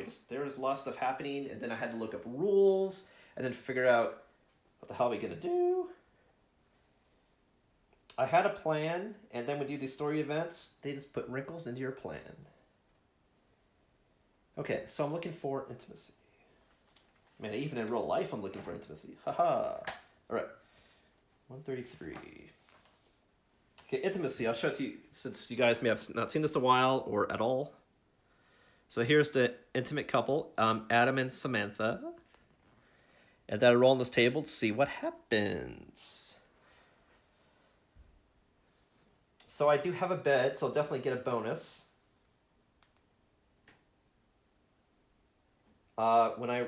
If I roll certain numbers.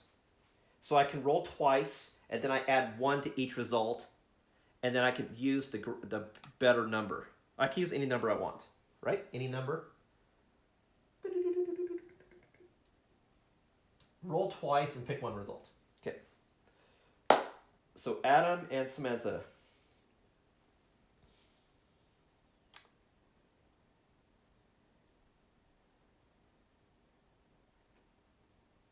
I like how here, in case you didn't read it, says you have to nominate one consenting male and one consenting female survivor. So A, it's got to be, both sexes. And then B, it's like you can't just like force someone to. It's got to be consensual. I just thought that was interesting that they worded it that way. Okay. Alrighty. Okay, so I'm going to roll twice. So I use my lucky dice. I use blood and I use white. Alright, so this is the first one. We rolled a 9, plus 1 is a 10. Very interesting. Next one is a 3, plus 1 is a 4. So 4 means we just get a child. So we don't want to do that. That's not special. A 9 is... The settlement celebrates a twice fortunate event. A pair of healthy newborn survivors enters the world. The settlement gains +2 population.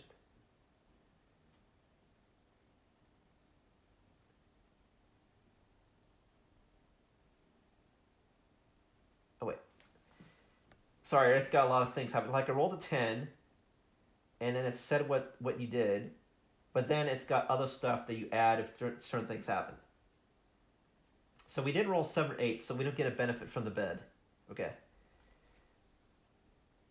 Coincidentally. But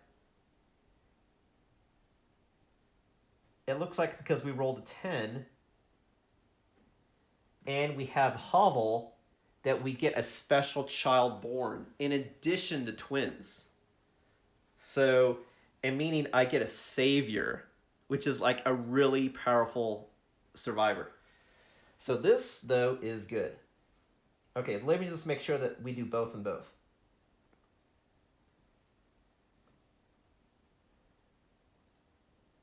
Yeah, I have 9 plus 1 is 10. So we get 2 new survivors, and one of them is a savior, and that triggers a story event. Okay. And I'll name them later.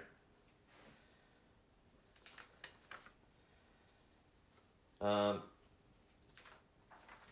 we gain twins. So this time I was thinking about, instead of doing 2 different sexes, have it be the same sex. I like the ladies, so I'm going to do 2 females. So I'll have one be Eve. And then there's one more that we can do.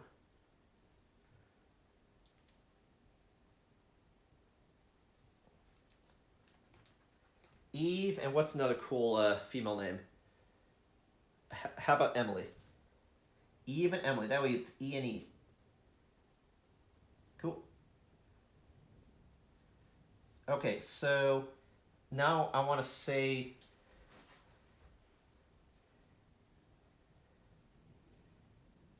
who the parents were. So Adam and Samantha are parents. Because then... I give people stats too, remember? Parent, and Eve and Emily, twin. So Eve is... I'll have Eve be the savior, because that's like Adam and Eve. I'll do that. So Emily, I'll say is twin born Lantern 7. And Eve is a twin... born Lantern, 7, and then also Savior. Both female. Okay. I'll make a note about adding the stats, but I'll do that later. I mean, during the stream, but I'll do that last. Okay, so, let me go back. Oh yeah, and Adam Samantha gets stats too. I'll do that later, at the end of this. Because of my light trait for Ismortah religion. Whoever's involved in intimacy gets bonus stats, and whoever's involved in life gets stats, and whoever involved in death gets stats. Okay, so I rolled a 10, and then we went up 2 populations, so we go up from 10 to 12. And then if you have a 10, on this day, everyone remembers the birth of a very special child. Where they step, hope flourishes. I hope so, because we had one of our incumbent leader die by looking at a fucking feather, and then we wasted half our resources celebrating Thanksgiving, so I would hope so. And it took us forever to figure out how to have sex again, because we've been doing it so long, so I would hope so. So here's a picture of the special child event. See here?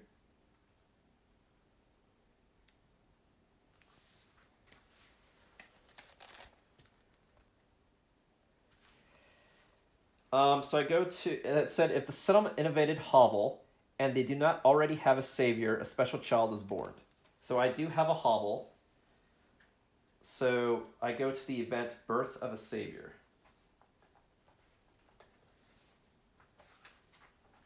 Okay.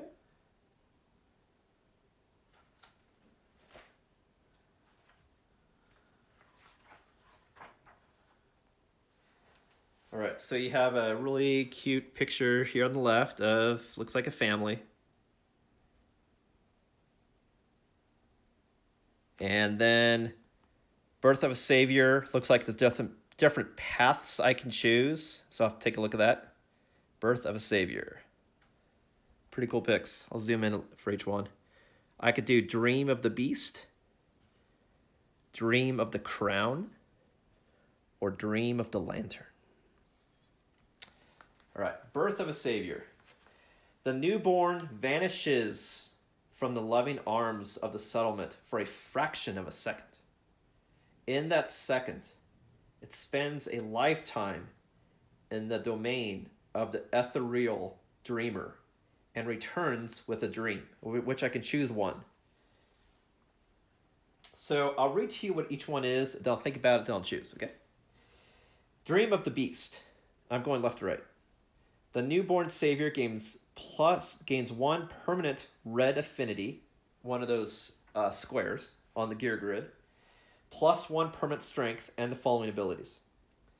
Keratosis. Before making an attack roll, you may declare Keratosis X in a loud booming voice. If you do, that attack gains X automatic hits, and X cannot be more than your total red affinities. And when the attack ends, you gain that much hunt experience. And when you're at age 2, you gain the Beast of Keratosis Secret Fighting Art.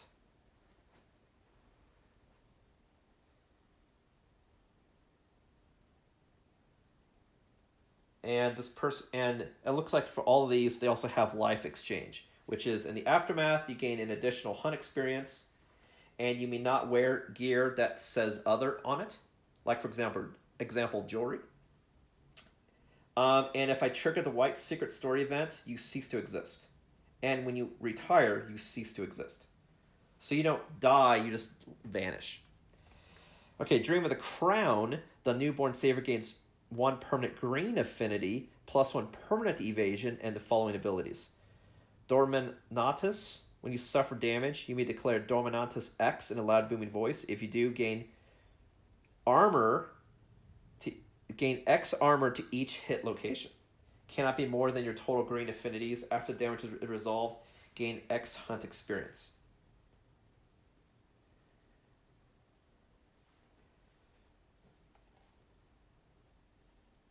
So it's like you have a way to gain bonus defense, or a way to gain bonus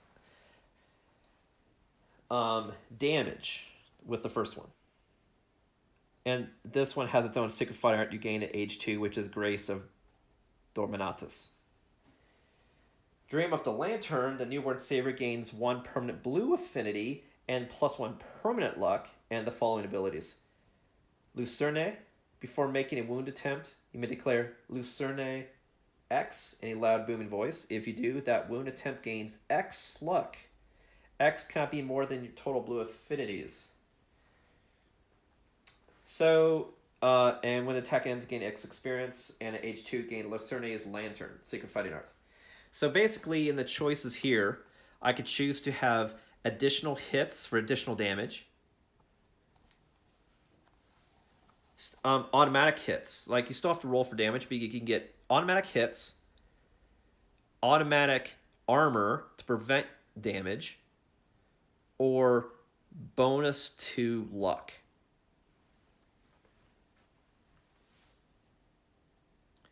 If you have high luck, then you increase your chance of doing a crit whenever you roll a hit.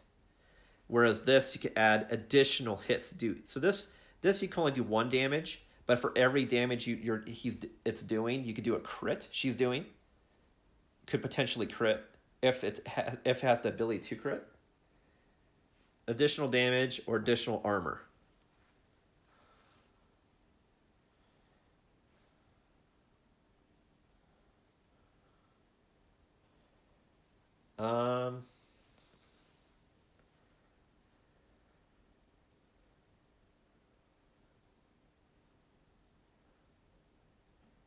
And it's basically the significance is based on how many affinities.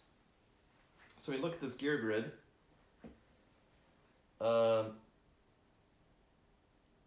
have some that have a couple blue, a couple red, and right now, no green. So I don't think green's a good choice because you only have X of 1. It's a small bonus and it has a huge price of gaining a lot of hunt experience. So I don't think that's a good one.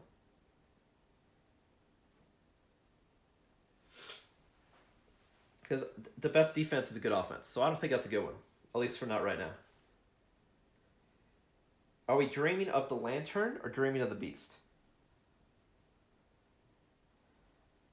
Thematically, I would argue that since we're having all the shit with the lantern again, that maybe that person should be dreaming of the lantern. Story-wise, that would fit.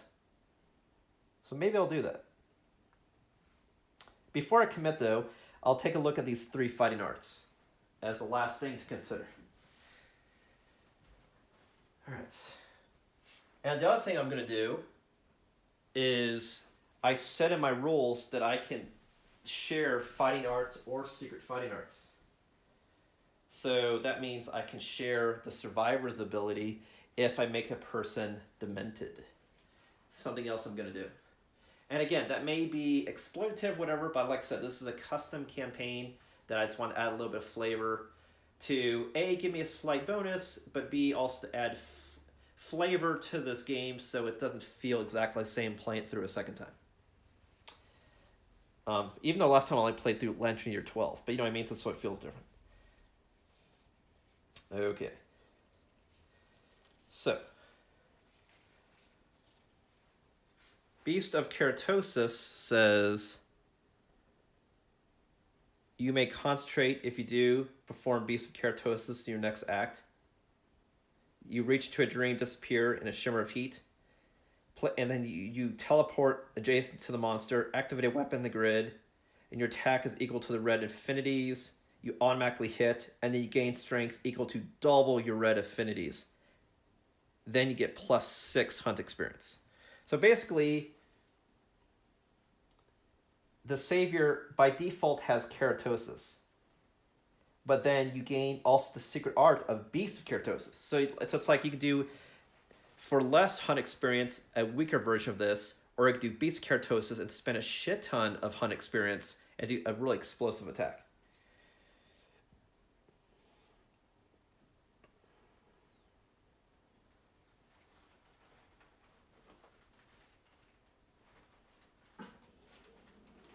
Lucier's Lantern's interesting because any places that have critical hits automatically trigger, and you ignore if there are any traps, so it goes all the way through. Whereas this one does not ignore traps, so that's very interesting.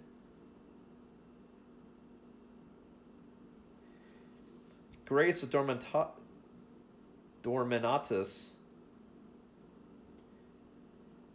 You give all of your survivors additional armor.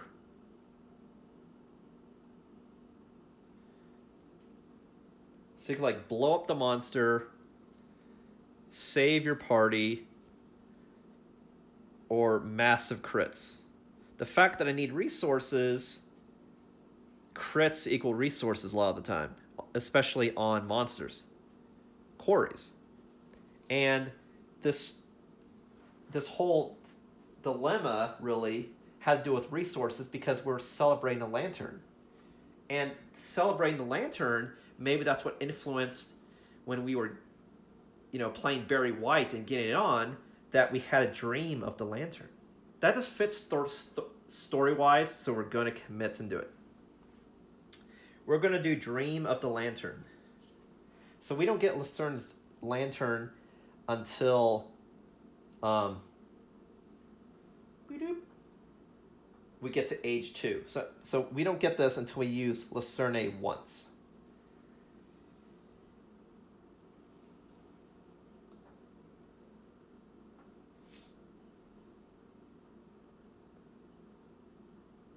Of course, the other thing is this feasible? Because this says reveal hit locations equal to half your blue affinities rounded down one at a time.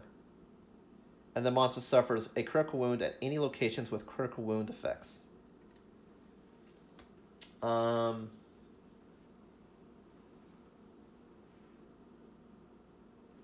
that means if I had 3 blues, I only get the effect of 1. Whereas here, if I finagled that I had 4 reds, I would get 2 reds out of it.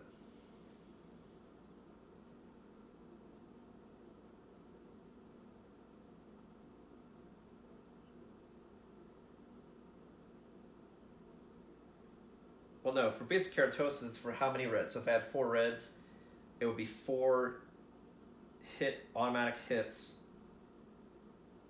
And then your strength is double your red affinities. So your strength would be, if I had 4, it would be 8. Wow. Whereas the crits, your evil hit locations equal to half your blue affinities. And then monster suffers a critical wound automatically at any locations with a critical wound effect, ignoring traps. So this is definitely save your party, blow up the monster by doing all of these hits, and then this is an automatic crit, equal to half the number of blue affinities.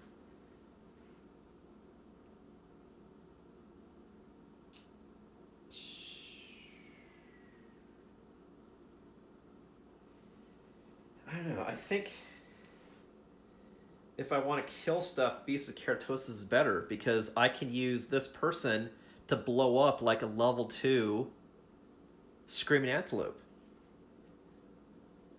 Whereas Lucernan's Lantern is like a guaranteed crit, but you're only doing 1 hit. But you can get a guaranteed crit to get something good out of it.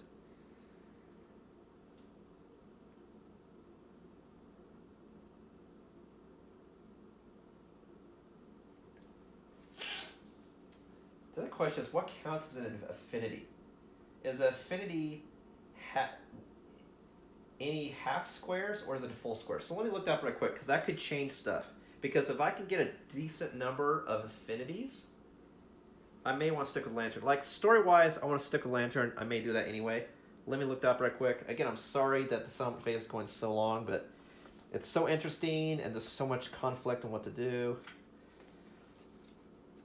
Okay, so I'm looking up the word, what is an affinity? What's the infinity stones?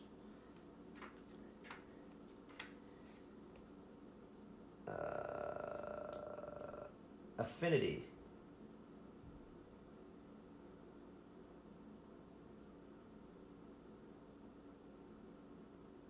So you have to complete a square to form one affinity. Okay, I was right. And whoever this is, by default, you get a free square. Free square. Gotta get a free square, free square.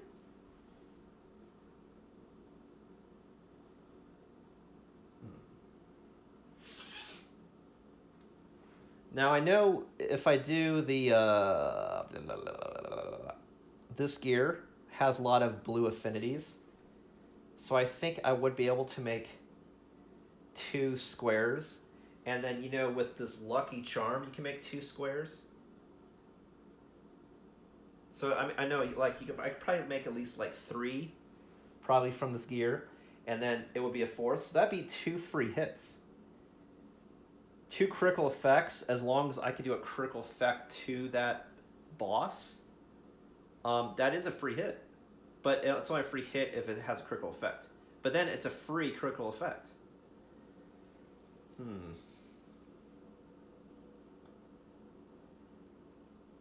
So that'd be potentially like two free crits versus 4 guaranteed damage. Let's say 4 guaranteed damage or 2 possible crits. But if I can't crit, it does nothing. If I can't crit at all. Whereas this guaranteed, it would do 4 damage. Because you'll reduce, let's say, the strength by 8. And let's say the strength, it was high, was a 10. That means you just have to roll a 2+, right? But thematically, the Dream of the Lantern makes sense. So I think I'm just going to do it and not even care. Because thematically, that's what it should be. We're worshiping the lantern when we already branded, and the spirits are like, let's give them the power of the lantern. So you know what? We're going to do it. I don't care. Like I said, story always comes first. Story fit is always more important. All right, so we're gonna do that. We're gonna do Dream of the Lantern. All right. Next time, if we get another savior, we'll go beast though. But I think you can only have one savior at a time, if I read that correctly.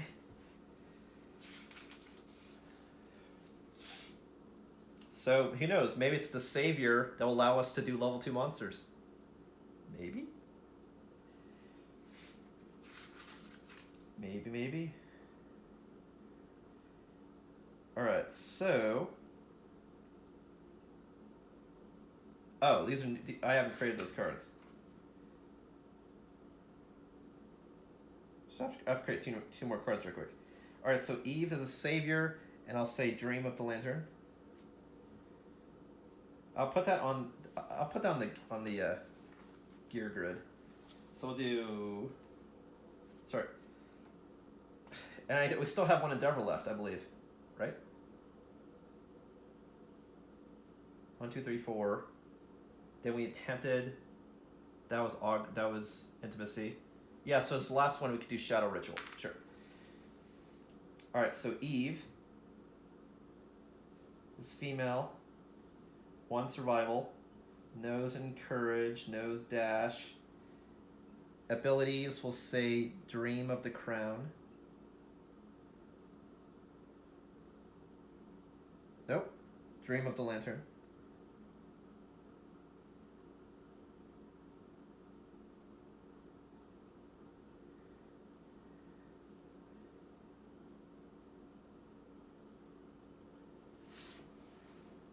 And then there's a lot of stats on stuff. I'll just worry about if I'm going to add that later. I'll just say what page it's on. Page 111. Has a bunch of stuff. And then gets 2 permanent stats. So since I'm all about luck, I'm gonna blow up luck because, well, actually I don't have to blow up luck because she already has luck. Right? Of course that would fit the bill, wouldn't it? So she gets +1 permanent luck by default and 1 blue affinity.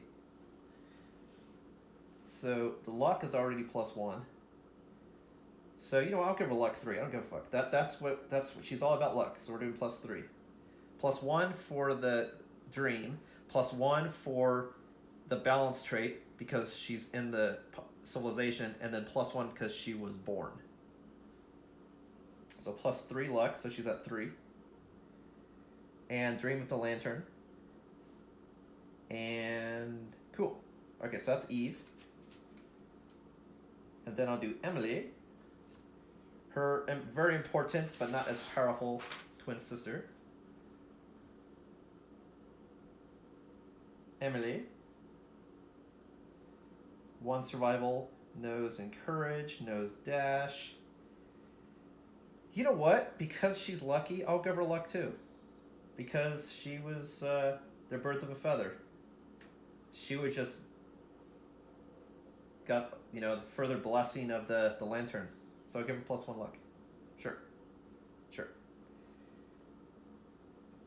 And then gets another stat because of being part of the civilization. So that I won't do luck. How about we do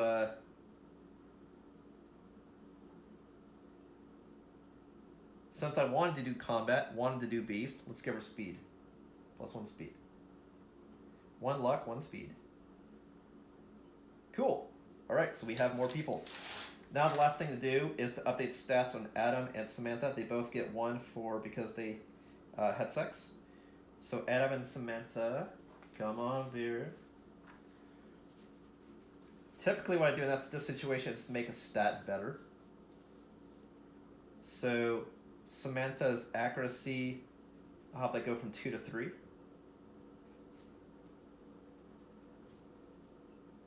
And then Adam has evasion and speed. I don't think he was too fast in bed, so I won't give him the speed in that. You know, that I think they took their time, so I'll give him +1 evasion.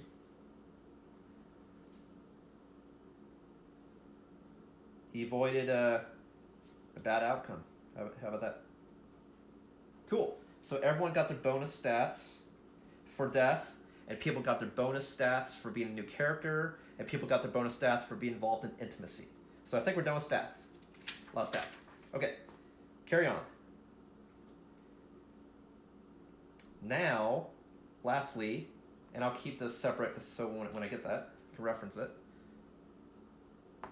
I think the last one I could do, I could do Battle Paint or Shadow Ritual. I want to give people more insanity, and I want to use newer people, so I think I should give them insanity. So I'm going to do Blood Paint and roll and hope I get that bonus to proc. Otherwise, I could do the other ability. But I'm going to try doing Insanity. Because if I fight the Screaming Antelope, I notice it does brain damage. That could be a problem. So let's hope I roll good. So I'll use the white for hope. And also, this departing survivors will also get +10 survival by default also. But we'll deal with that when we get to it. I'm doing this more for the insanity. Of course, I guess I don't have to do that. Well, no, if I do Stone Nose on top of that, they'll gain 2. That is also true. Reroll the 7, which is departing survivors get +2 survival and +1 insanity. Great. So that procced. So I'll just use this as a reminder. So whoever departs will get +1 insanity and +10 and +11 survival. +12 survival, actually. Okay. Boom. All right. So we did all of the endeavors. Now lastly, I'm sorry, this went so long. Now let's see, am I going to make anything? I don't think so, because I just endeavored, and I don't have many resources, and I want to keep these to make gear potentially when I get Stone Circle. So I'm not going to make I'm not going to make any items. So I think we're good. Cool. Thanks for sticking with me if you were here for the whole thing. We just had a lot of stuff happen. We had a death, looking at a feather.